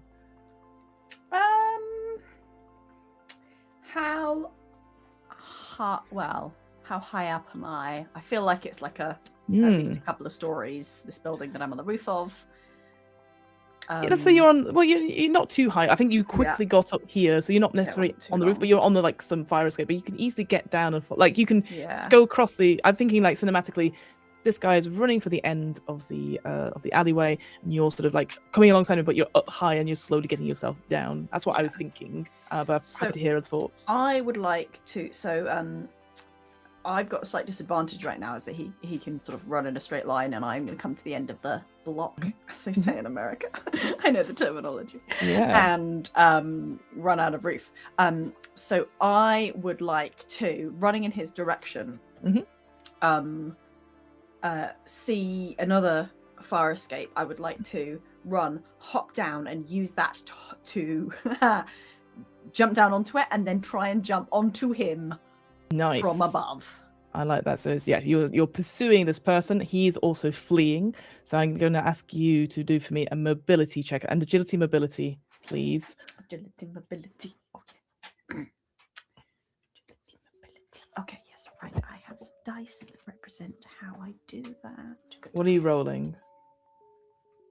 Agility mobility. I'm rolling a D10 and a D8. Oh, pretty good. And I've got a 5 and a 6. 5 and 6. That's 1 success currently. So I'm just trying to find his stats. That's here somewhere. Where have you gone? I had your stats somewhere and you've gone. Bad. Where's he gone? To catch him, I need to know things that he knows. Sure, we'll do. Okay. Would you like an a cappella accompaniment to add some tension to the Well, chase? I just realised that like I'm doing a little jaunty like song about wanting to like I should be doing Javert, shouldn't I? Right now, I should be like Oh. I have hunted you through the years. By You want to be like, Javert though? You across don't want to this be on the rooftop. Javert side. You want to be. Are I we hunted you Javert? for at least a minute. You know, Great like, song. Are we the Javerdis? Are we the Javert? we're the cops, guys. Like, come on. That's true. All right. So don't you think got it how many successes did you get? Sorry, just I checking. got a 5 and a 6. I think you said 5 and one a 6, so success. Five and a 6 and 1 success. He didn't get any successes. Good, So you good. you start to close in on him, but I am going to Good. pull for my obstacle to see what happens. You Yeah. get closer. We get. Oh, interesting. This is the obstacle is street cops. A pair of LAPD No. street cops try to block the chase, guns drawn. This will give it a disadvantage to pursue, hide, and stand and shoot. Anyone who's performed stand and shoot, yeah, that doesn't matter. You can tell them off with a connections roll, eliminating defects. So yeah, they start to. You can see like a spinner or a ground cops essentially. They are there like solid. They're there with donuts, and they're like and they draw their guns towards Styles. You are closing in on Styles, but they look like they're about to interfere. So what do you want to do? Oh, well, like You can't- interfering. No, I think probably I will not trust their abilities to deal with what they don't know as a Nexus 8. And therefore I will shout, Rep detect, get out the fucking way! Nice. Roll for me empathy connections, please. Oh no, I don't have those. Okay. No, I do have those. It's all right. They're on my sheet here. 4 and an 8. 4 and 8. So and a success. So yeah, they sort of go, huh? And like Styles, like he stops. He's sort of hesitating a little bit, and you jump. You don't land on him, but you are next to thank him goodness. currently. Cool. But he's going to try and run again. The next thing you think, but yeah, Yeah. the police are sort of like stood back, so they're not interfering just now. So what's the next plan? What are you thinking? He's looks like he's trying to run again. Put some distance between you two. Can I? Well, I'm going to try and grab him, seeing as we're close. Yeah. Absolutely. Do for me a strength force. You're going to try and grab him and push him to the ground a little bit. Strength, force. Lovely. Okay. It's one of them. 3 and a 9. All right, 1 success so far. He is going to try and avoid that. Ooh, he got 2 successes. So yeah, he's sort of bats you off with it, but you can push the roll if you would like to. Ooh, can you? Even in combat, how exciting. Yes, I will try that. I think because I like just landed, I'm slightly like unsteady, still stumbling from the land. You know, go to try and grabs him and he bats away, and I think I'm gonna sort of slightly desperately as I'm sort of like spinning away the hand, I'm gonna try and go into a kick. Reroll the 3. No, that's a 2. That's even worse. Okay. That's even worse, but not a 1, most importantly. Yay! So he manages to push you off, and sort of like, you know, it doesn't hurt you or anything like that, but sort of manages to push you off a little bit, and like this time doesn't run, locks eyes with you, and sort of like spits at your feet a little bit, and then sort of sees the cops, sees you, makes a decision, and then sort of like holds his hands up like this, but looking eyes at you. Oh, I will having been like slightly fallen over, having like missed a kick, I will gather myself and draw my weapon. Figures.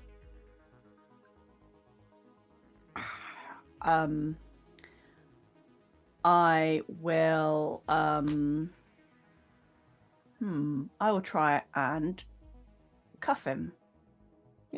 You pull out the gun, you start to get your handcuffs out, and you start to cuff him. He doesn't resist.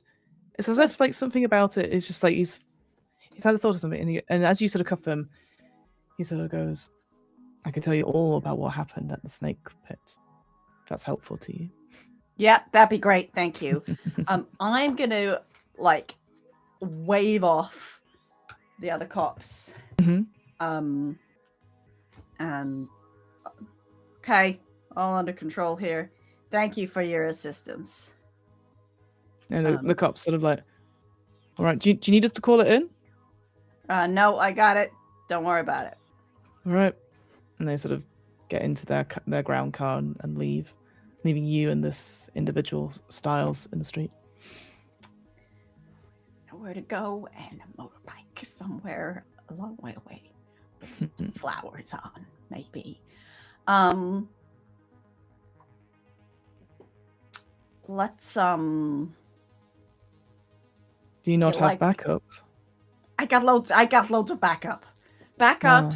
Yeah, I think you just successful waved them relationship. away. Yeah, no, it's fine. Don't worry. You don't know. You don't need to worry about that. Okay, I'm in charge here. You don't need to worry about that. I'm gonna drag him roughly into an alleyway. Yeah, easy enough. He doesn't resist. Yeah, good. Damn straight. I'm gonna push him against a wall and say, okay, where's Leia? Who? Leia. She's cute face, short hair, dark, pretty, cute. She has this smile. Sorry, is this the date you're referring to? I'm not in the. I don't know who you're dating. What? Yes, you do, because you would. Are you? I believe you to be a rogue Nexus 8 by the name of Styles. Would that be correct? Ooh, shocker. What are you gonna do? You gonna take me in? Yes, eventually. I would like to ask you some questions first. Oh, please. I've got all the time in the world. Okay. What did happen at the snake pit the other night? I don't know. My memory's foggy. I'm not gonna say. He's deliberately sort of like antagonizing you and being evasive. I'm just gonna like punch him in the face. Nice. There we go. Let's do a hand-to-hand combat, strength hand-to-hand. We're the cops. We're the cops. We're the bad guys. Okay, I'm good at this. Okay. That is a 6 and a 9. Oh, okay. 2 successes. Sorry. So sorry. You unmuted to do that. I unmuted to interject with something else entirely, and then 6 and 9 happened. Folarin. Funny numbers. I get it. I'm so sorry. With it. Don't Folarin. worry. Back to you. Yeah, you I got that. do a proper like couple of punches to his stomach, and he sort of keels over. Like you pack a punch, and actually maybe you do one to the stomach, one to the face, and he starts to bleed from his nose a little bit, but he takes it. He's cuffed, he's by a wall, and he takes it, and he sort of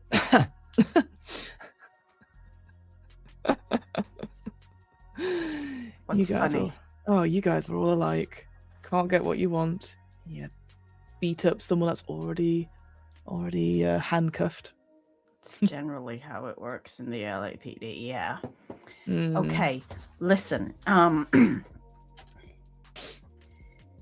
There was some stuff I heard back there that I would say is not relevant to my interests.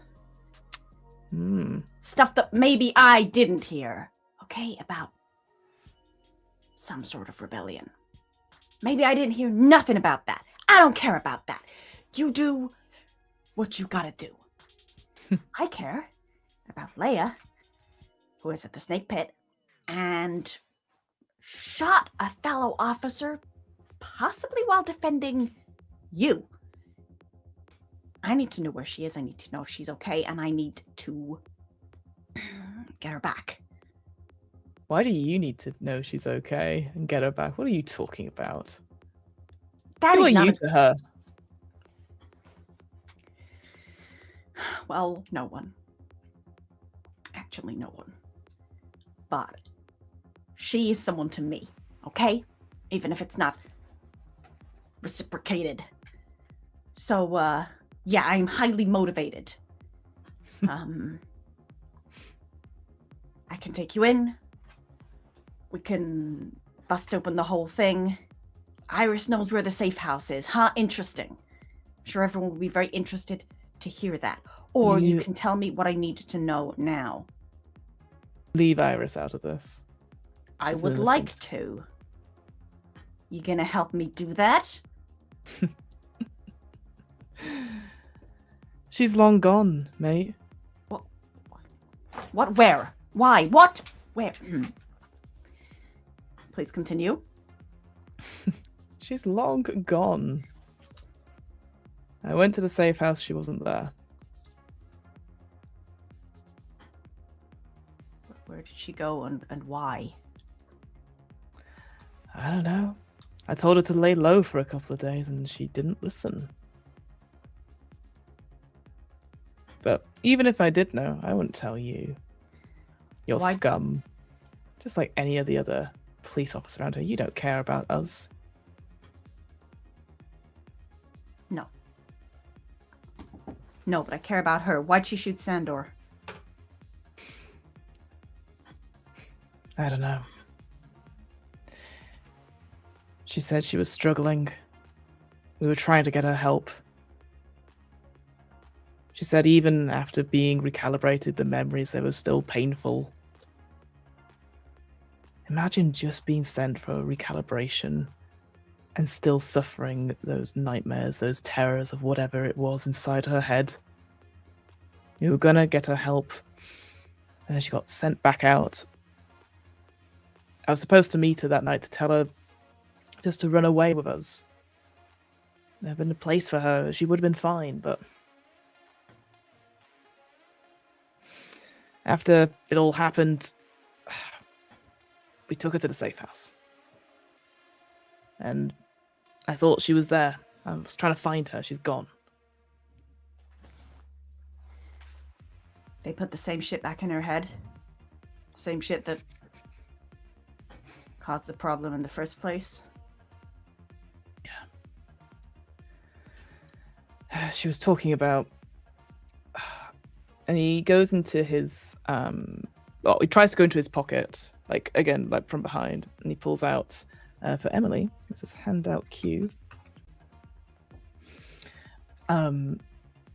She was reading this last time I saw her. Some sort of a magazine. She seemed very amped about it. I don't know. You know. And it is a handout. Oh, and I should put it in the chat. Sorry, I appreciate it's been a little while. Sorry. It is a magazine called Synth, which talks deliberately about the replicant industry. And on it, there seems to be primarily an interview with Lilith Tyrell, explaining the memory design that she is well known for in terms of trauma. Why'd, it's an expensive magazine. Why did, It is quite expensive. It's quite a thick, and you know, weirdly it's not in his pocket. He's got it, I don't know, it's got a big The jacket. way inflation's going, It's they're going to be like that. It's going to be 16 quid for Vogue before you know it. Well, but also you have to ask yourself: is this like one of those floppy magazines, or is this like a sort of table, hardback. coffee The table, coffee table kind of- magazine. Yeah, which is a different vibe. So I yeah, don't know. absolutely. It definitely could pack a punch. You think this magazine is like there's lots of adverts in it, filling out the pieces for 16 quid. why'd, Sandor point a gun at you? Presumably because he'd been sent to capture me. Oh, As you shit, said. really? Well, as you said, I'm a Nexus 8. Yeah. And, well, I'm aware I stand out a little bit, but I'd hoped I have a bit more time to recruit. But I thought that's what she was there for the first time I saw her, lay her at the snake pit. She just wanted a friend. Someone that understood. And now she was torn. I told her to run with us and come. We would protect her and look after her. And then she went for recalibration and was struggling. I think when she saw Sandor pull a gun, about to kill me, I think she snapped. Torn between two worlds. Hated by humans, hated by replicants for just existing. She deserved a friend. She deserved that. She deserves better than that. She deserves to live. If you go and find her now, what will happen to her? Much worse than recalibration, I bet. She needs help, though. You said it yourself.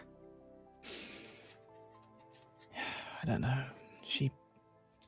We told her that we would have a place for her. We'd find a way to get her off-world. It would just take time. And she was babbling on about this synth magazine and Lilith Tyrell and...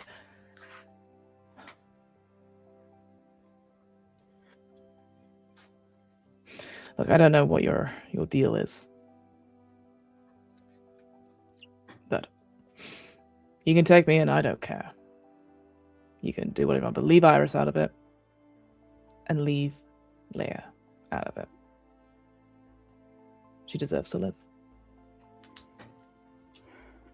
Well, you don't know where she is. I do gotta take you in. But, look. This we you keep talking about, I didn't hear nothing about that. I didn't hear anything of your conversation. I have no reason to think Iris knows anything. But you tell him what you told me about Leia. Admittedly not much, but that's the information we want, and yeah, well, I'm sorry. You're not sorry. You guys never are. Yeah. And he will let you lead him to the back of your spinner, or if you wait for backup or whatever it is you wish like to do. I will I'll put him on the back of my two persons, but that's not going to go well. No, I will wait and send him with someone else in a proper car, and I will update on everything except, well, everything that is relevant to Leia, and not anything that isn't. Is there anything you're hiding? Just checking. Yeah. I'm not saying anything about Iris. It is obvious. I was watching Iris, so it is obvious that she did meet him, but I didn't hear any of their conversation. Yeah. So nothing about the rebellion then? Nothing about the rebellion, and probably nothing about a safe house either, because, who's safe house? Who knows? But he doesn't know where Leia is, but he does know roughly what happened. Yeah, fair enough. Cool. I just want to head back quickly to Mel and Percy before coming back to Fenner and Willis. So, with your talking through about this memory, is there anything that you guys are doing at this point? Because currently there is Leia still missing. There's been clearly quite a murder happened of Lilith Tyrell, and Sarah Tyrell is missing. I'm going to try and analyze the scene to see what I think the exit route was for her and the kids, see if there was any struggle or anything like that. Get you to do a roll. Sorry, I appreciate you might not have done one. I think this is just a intelligence observation check, please. Okay. Ooh, so my base for intelligence is D10 and then observation is D12. Nice, So excellent. what do I roll? Both of them. Both. Okay. Just And let me know what you get on each one. ooh, a 1 and a 12. Oh wow! Okay, well, you still get 2 successes, and Okay. I'd say you don't need to push the roll, but you still get 2 successes. You look around. That's the thing. There doesn't seem to have been a struggle here. But going next to Lilith Tyrell's body, you see like that must have been like, you know, I think just I don't know how you'd see it. Obviously, I've said the sheets over it, but like I think you sort of go, wait, what's? And then we'll go down and look next to her body, and you can see like in her, like just by the body that I think must have slipped underneath it, there seems to be a postcard, which is handout S, Emily, if you'd like to see it. And you pull it out, and it's a postcard. And it says, greetings from, and then there's the old Hollywood sign, movie capital of the world. And whilst it doesn't make sense to you in the moment, you know that area, I think, from your connections, has been connected to Nexus activity. Because it's a rundown area. The kibble itself is like this wasteland-esque type place with various unhoused folk, both human and replicant alike, that hang around there. And there's just something about this postcard, as you're looking at it, it's connected. You're not sure how, though. There you go. I upload it. Sure. Things up. Excellent. I think at this point, Percy and Mel, some officers come in and they go, sorry, we've got a call back. And looks to Mel. Deputy Chief Holden wishes to speak to you, Mel. Sure. Says it's about your retirement. Why is he telling everyone my business? Okay. There you go. I don't even know your name. You got to know the personal details of my life? Well, it's Wachowski, Mom. Well, there's no time for me to remember that. Sure. See you later. The car's outside, Mom, so we'll take you. He said you need an escort. Escort? Ooh. I'm either getting a promotion or I'm... Well, let's not think about the other. See you later, Mum. All right, kid. Don't worry about me. I'm sure it's nothing. Can Percy slip a tracker in her pocket? Percy with the trackers. It's true. You can. I will willingly let you put one on Fenner just for the Percy, sake of your how future. many of I think us have you secretly I think bugged we about our need knowledge? I think you trackers all on have all of trackers us. on. Yeah. Percy. I think you all have trackers. I think if anything, Percy, again, I'm taking the narrative a little bit. Through various means, I think you hand over the retirement card, and I think it might have the tracker inside it. That's what I was going to suggest. Yeah, that is a really good idea, except not everyone's signed it yet, so he's absolutely not doing was that. gonna So look, it's fine. I don't have to do it. I was putting it in as a... I'm very Yes, happy for it to be... There's a tracker on me that Yeah, Percy's just in already your put there. pocket. I'm very happy for that too. Sure, Or maybe sure. in your handbag that I've handed back to you. Yeah, perfect. All right, sounds good. Yeah, because you're like, you think for a moment, you're like, no, only one person signed it so far, and it was Olsen, who's like, was a bit chaotic. Yeah. And Percy, you see Mel go. There's just something sad about it, because you have a distinct feeling that you might not see her again. There's something about the way the officers sort of look to each other, and sort of one of them even offers an arm to you, Mel, which I assume you bat away, because you know you're not dead yet. But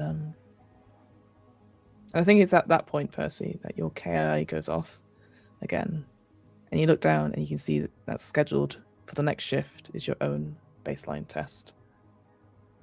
Yeah, figures. And with that, we'll leave it there for tonight's session, if that's all right with everyone. Sorry, it's 10. See ya. It's 10 to 10. And we'll call it there. That's all right. I think you have to go in for your test session, and it figures is a great way to end episode. on. Figures. Yeah, Figures. People watching at home, you might be wondering why we're all having such intense reactions to that end of an episode.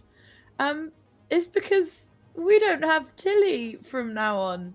That was Mel's last episode, and I didn't get to say goodbye. But she didn't die. Yet. And Mel, who didn't die.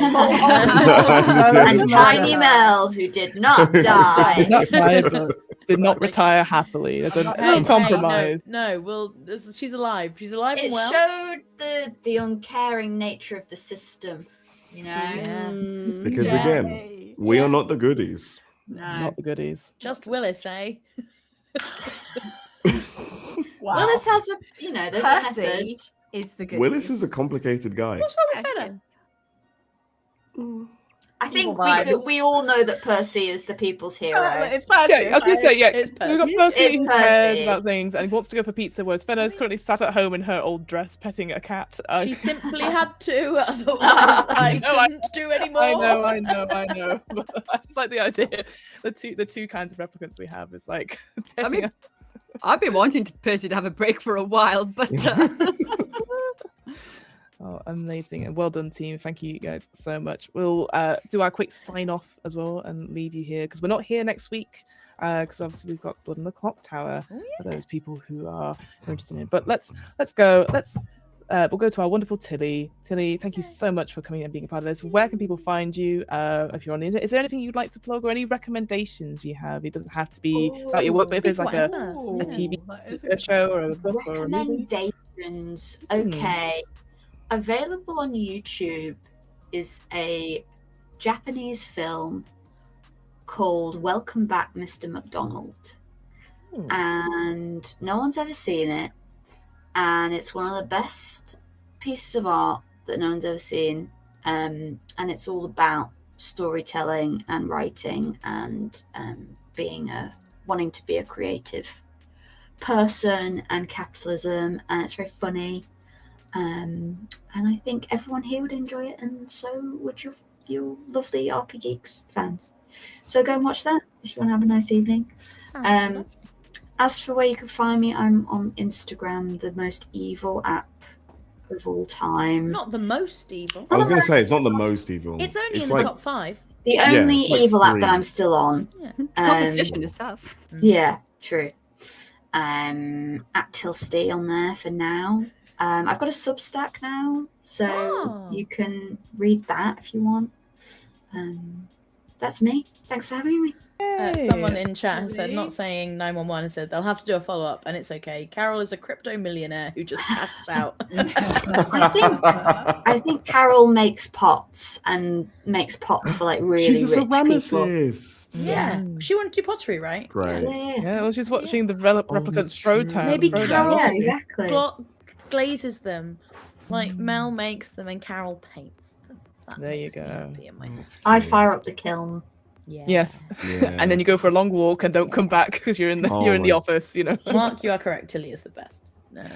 And, Let's go over to the wonderful Lowri. Where can people find you? Is there anything you'd like to plug in? Any recommendations for things? Yeah, you can find me on Blue Sky, Lowri Davies. Can I do something maybe a little cringe? Can I plug my partner? Yeah, of course you Oh. can. He is starting. He's doing. You can hire him to be a GM. His name is Pip Gladwin, and he Right, I've heard of him. did Blood Cotillion for RPGeeks. Rings If a you wanna, buy before you yeah. buy, watch that and Gladwin. find him under Pip Gladwin on Blue Sky, or start playing, which is where he's doing. He's got a few things registered. I'm Also, looking at that. find me next week doing Blood on the Clock Tower, Yay. lying to my friends. Yes, we got Blood on the Lowri full on clock. hooked. It's my happy place. Folarin. Thank you. So sorry. Every time you say Blood on the Clock Tower, I think of Mona the Vampire. That's the reason why I just sang that. Clock tower. Moan the Vampire was baller. Oh. Oh no! Oh no! Oh, wait, no. Okay, there we go. He's back. He's there. Hello.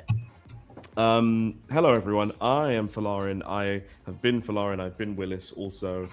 You can find me on Instagram and Blue Sky on Akinmade. One of them has underscores in between each of those words, and one of them doesn't. That's up to you to work out. And hey, roll of the dice as to which one is which. Just concluded my Kickstarter, but at some point I will be posting for how you might find the comic book that I've just released digitally and or physically. So stay tuned for people who haven't contributed to the Kickstarter but might want. It took my money those books. today. Yes, I got it too. I got an email saying we've taken your money, and I was like, "What?" And I was like, "Oh, for the comic book, okay." For the comic book, yes. Why? Why have you taken my money? Please explain. Amazing. Thank you. Thank you so much, our wonderful guests. I'll hand it over to Emily and Shamini as I look for our Patreon stuff quickly. But I have a yes, quick Emily plug as well, because I realized I should have shouted out something that I did the other day. Me and Holly Musgrave were on a podcast called Escape This Podcast, which was super fun. That sounds It's so good. an escape room. In a I love podcast, and you escape just played rooms. in an escape room, What? and even better, Yeah. you can get like loads of the rooms that they've designed. They've done hundreds of episodes for free, so I can run escape rooms, and I might ask them if we can do like a little escape room That's game so on RP cool. Geeks Oh, once. please, So I please, think please, that'd be please. really fun. I know I'm Okay. guessing now, but I love escape rooms. It was really good. And in Yeah. other news about how exciting this is, which I did not realize until we were recording, Neil Patrick Harris has been on it because he like loves it and listens to it all the time. So Neil Patrick Harris might listen to me do an escape room, which I just think is kind of cool. Done that. That's so cool. yeah, That is really Anyway, cool. it's a really fun show. I really enjoyed it. I haven't listened to it back yet. Presumably, like because yeah. it's a podcast, all the clues are like auditory. There are a couple of visual clues, but they have links in the description so you can see the pictures that they sent us as well, and we verbally described them as well. Oh, lovely. So it would work really well online. Really well online. Really well I online. really want. I will say I'm terrible at escape rooms, so I'm just there going like, why isn't it working? And I'll have to rely on everyone else. I'm happy to do the dance for the for getting the clues. But I can't. I'm really bad at putting stuff together. So. Me and Shamini will Yeah, you. guide I'll escape from. I'll hold you back, but you will drag me up. That's how it works. Yeah, absolutely. So exciting. So yes, love anyway, that. that's my separate plug. But also the RP Geeks are on social media. At Oh yes, we are. RPGeeks, Oh yes, we are. D&D. We're on Instagram, we're on Blue Sky as the main two, really. And we're also here on YouTube. If you're watching on YouTube, if you're listening on podcast, we're on YouTube at Hi, RP Folarin. Geeks Hello, D&D. Folarin. Hi, Folarin. Podcast. Folarin, are you having a nice time listening to us in your Hope ears, you're not good. seeing our faces? Love you. It's just Folarin. He's the only It's just one. Folarin. No, I won't he's not. say anything now, but just imagine me in the future listening back to this moment. Yeah. I'll text you when I do. Oh, great. I can't wait. Thanks. And if you don't do it for a really long time, I'll be like, "Hey, Folarin, why are you so far behind?" How rude. And then also alongside the ramble to all of this, we have a Patreon and Discord. We have a Discord actually, a free Discord, Yeah. which I'll put a link in the thingy Charlie now. will put a link in Charmy's chat on it. Yeah. on YouTube. That's it. But there's Get links that. all over Get our that. social media to that. But we do also have a Patreon, which you gets you a secret little channel in the Discord as well, which only Patrons can get into. But also it allows you to see behind the scenes. We've got our session 0 for this game on there. We've got the monthly show Behind the Geeks that me, Shamini, and Fiona do, where we just chat about shit, and it's great. Not little shit. Whatever yet. shit we feel like talking. We do a about. lot of show and tells, but that hasn't We haven't got to shit been yet. one of the topics yet. I feel like Shamini, you could do a good animal feces one. I Oh, feel I like you'd have could. some good facts on that. Don't give away all the I'm good Oh, sorry, stuff. I'm sorry. Don't give I'll away tell the you good now. I'm doing otters in the next one. That's very Oh, exciting. lovely. I'm Oh. gonna do otters. But Please. You brain can stopped. also, And you can then, also, so thank you. You go, Fiona. yeah. So you can also, if you are very kind to give us a little bit of money, you can also put you in the world. We had the reappearance of Neil, who was the taxi cab driver, and I was like, well, I'm sure he'll be here briefly. But we've gotten through wonderful people, and today our first one is the wonderful Debbie, her road 96. Where do we think Debbie would be? Where do you think that would fit them in our world? Does Debbie deliver the pizza to Carol? Yes. I think with the other person I said, I think there's a little team of Luigi people and spinners. Debbie. What's Luigi, Jenny's accent? Luciano, and Debbie. Debbie, yes. Perfect. Yes, Yeah. yes. Baby. It's a family LLD, business. Yes. Yeah. Debs. Okay, so Debbie is actually short for like Debrinci. Yes. Deborah. Absolutely all day. Deborah, Yeah. there we go, Deborah. Yeah. there you go. Debbie, I hope you're practicing your best Italian accent right now. Yes. Yes. It's flawless like mine, I can imagine. I assume so, yeah. The second person we have is the wonderful Mother of Ferrets. What do you think they Oh, are? oh, they've got to be on Anamoid Row. They make ferrets. They make That does Anamoid make ferrets. Like that. They have to. Sometimes the usernames make things easy for us. Yeah. I love- Hey, Debbie's a joke. Yeah. It's just that idea of like they're just I like similar to how Olsen's like too many flowers. It's like too many ferrets. I need ferrets. They're just Constantly got ferrets. Like I think they like have a big coat, and like you're like, oh, is that coat moving? And then it's like a little ferret head like pops out, and then like it's all like the coat always just looks like it's like wobbling because there's so many ferrets. it's actually Yeah, just it's love just a that. coat made of ferrets, but they're all out. The coat's made of ferrets. This person's But living trained ferret. them. They've just gone bloop, and they all go. And you Oh, great storage. clever. There you go. Very cool. Very cool. Anyway. Like the bird guy from Hey Arnold. Exactly. But like that. ferrets. But Like ferrets the bird wise. guy from Hey Arnold. There we go. We all Nice know what work, I'm talking about. My millennials will understand. Hey I actually don't. Arnold. So Murder the Vampire and Hey Arnold. Very good, Folarin. That's clearly where my head's at right now. Yeah. We will Alright, be back next week with Blood on the Clock Tower, but we'll be back 2 weeks time. 2 weeks from now for the rest of Blade Runner 2037. Thank you so much. Thank you, Tilly. We love you. Tilly, yeah. Bye-bye. Love you Thank guys. you. This was great.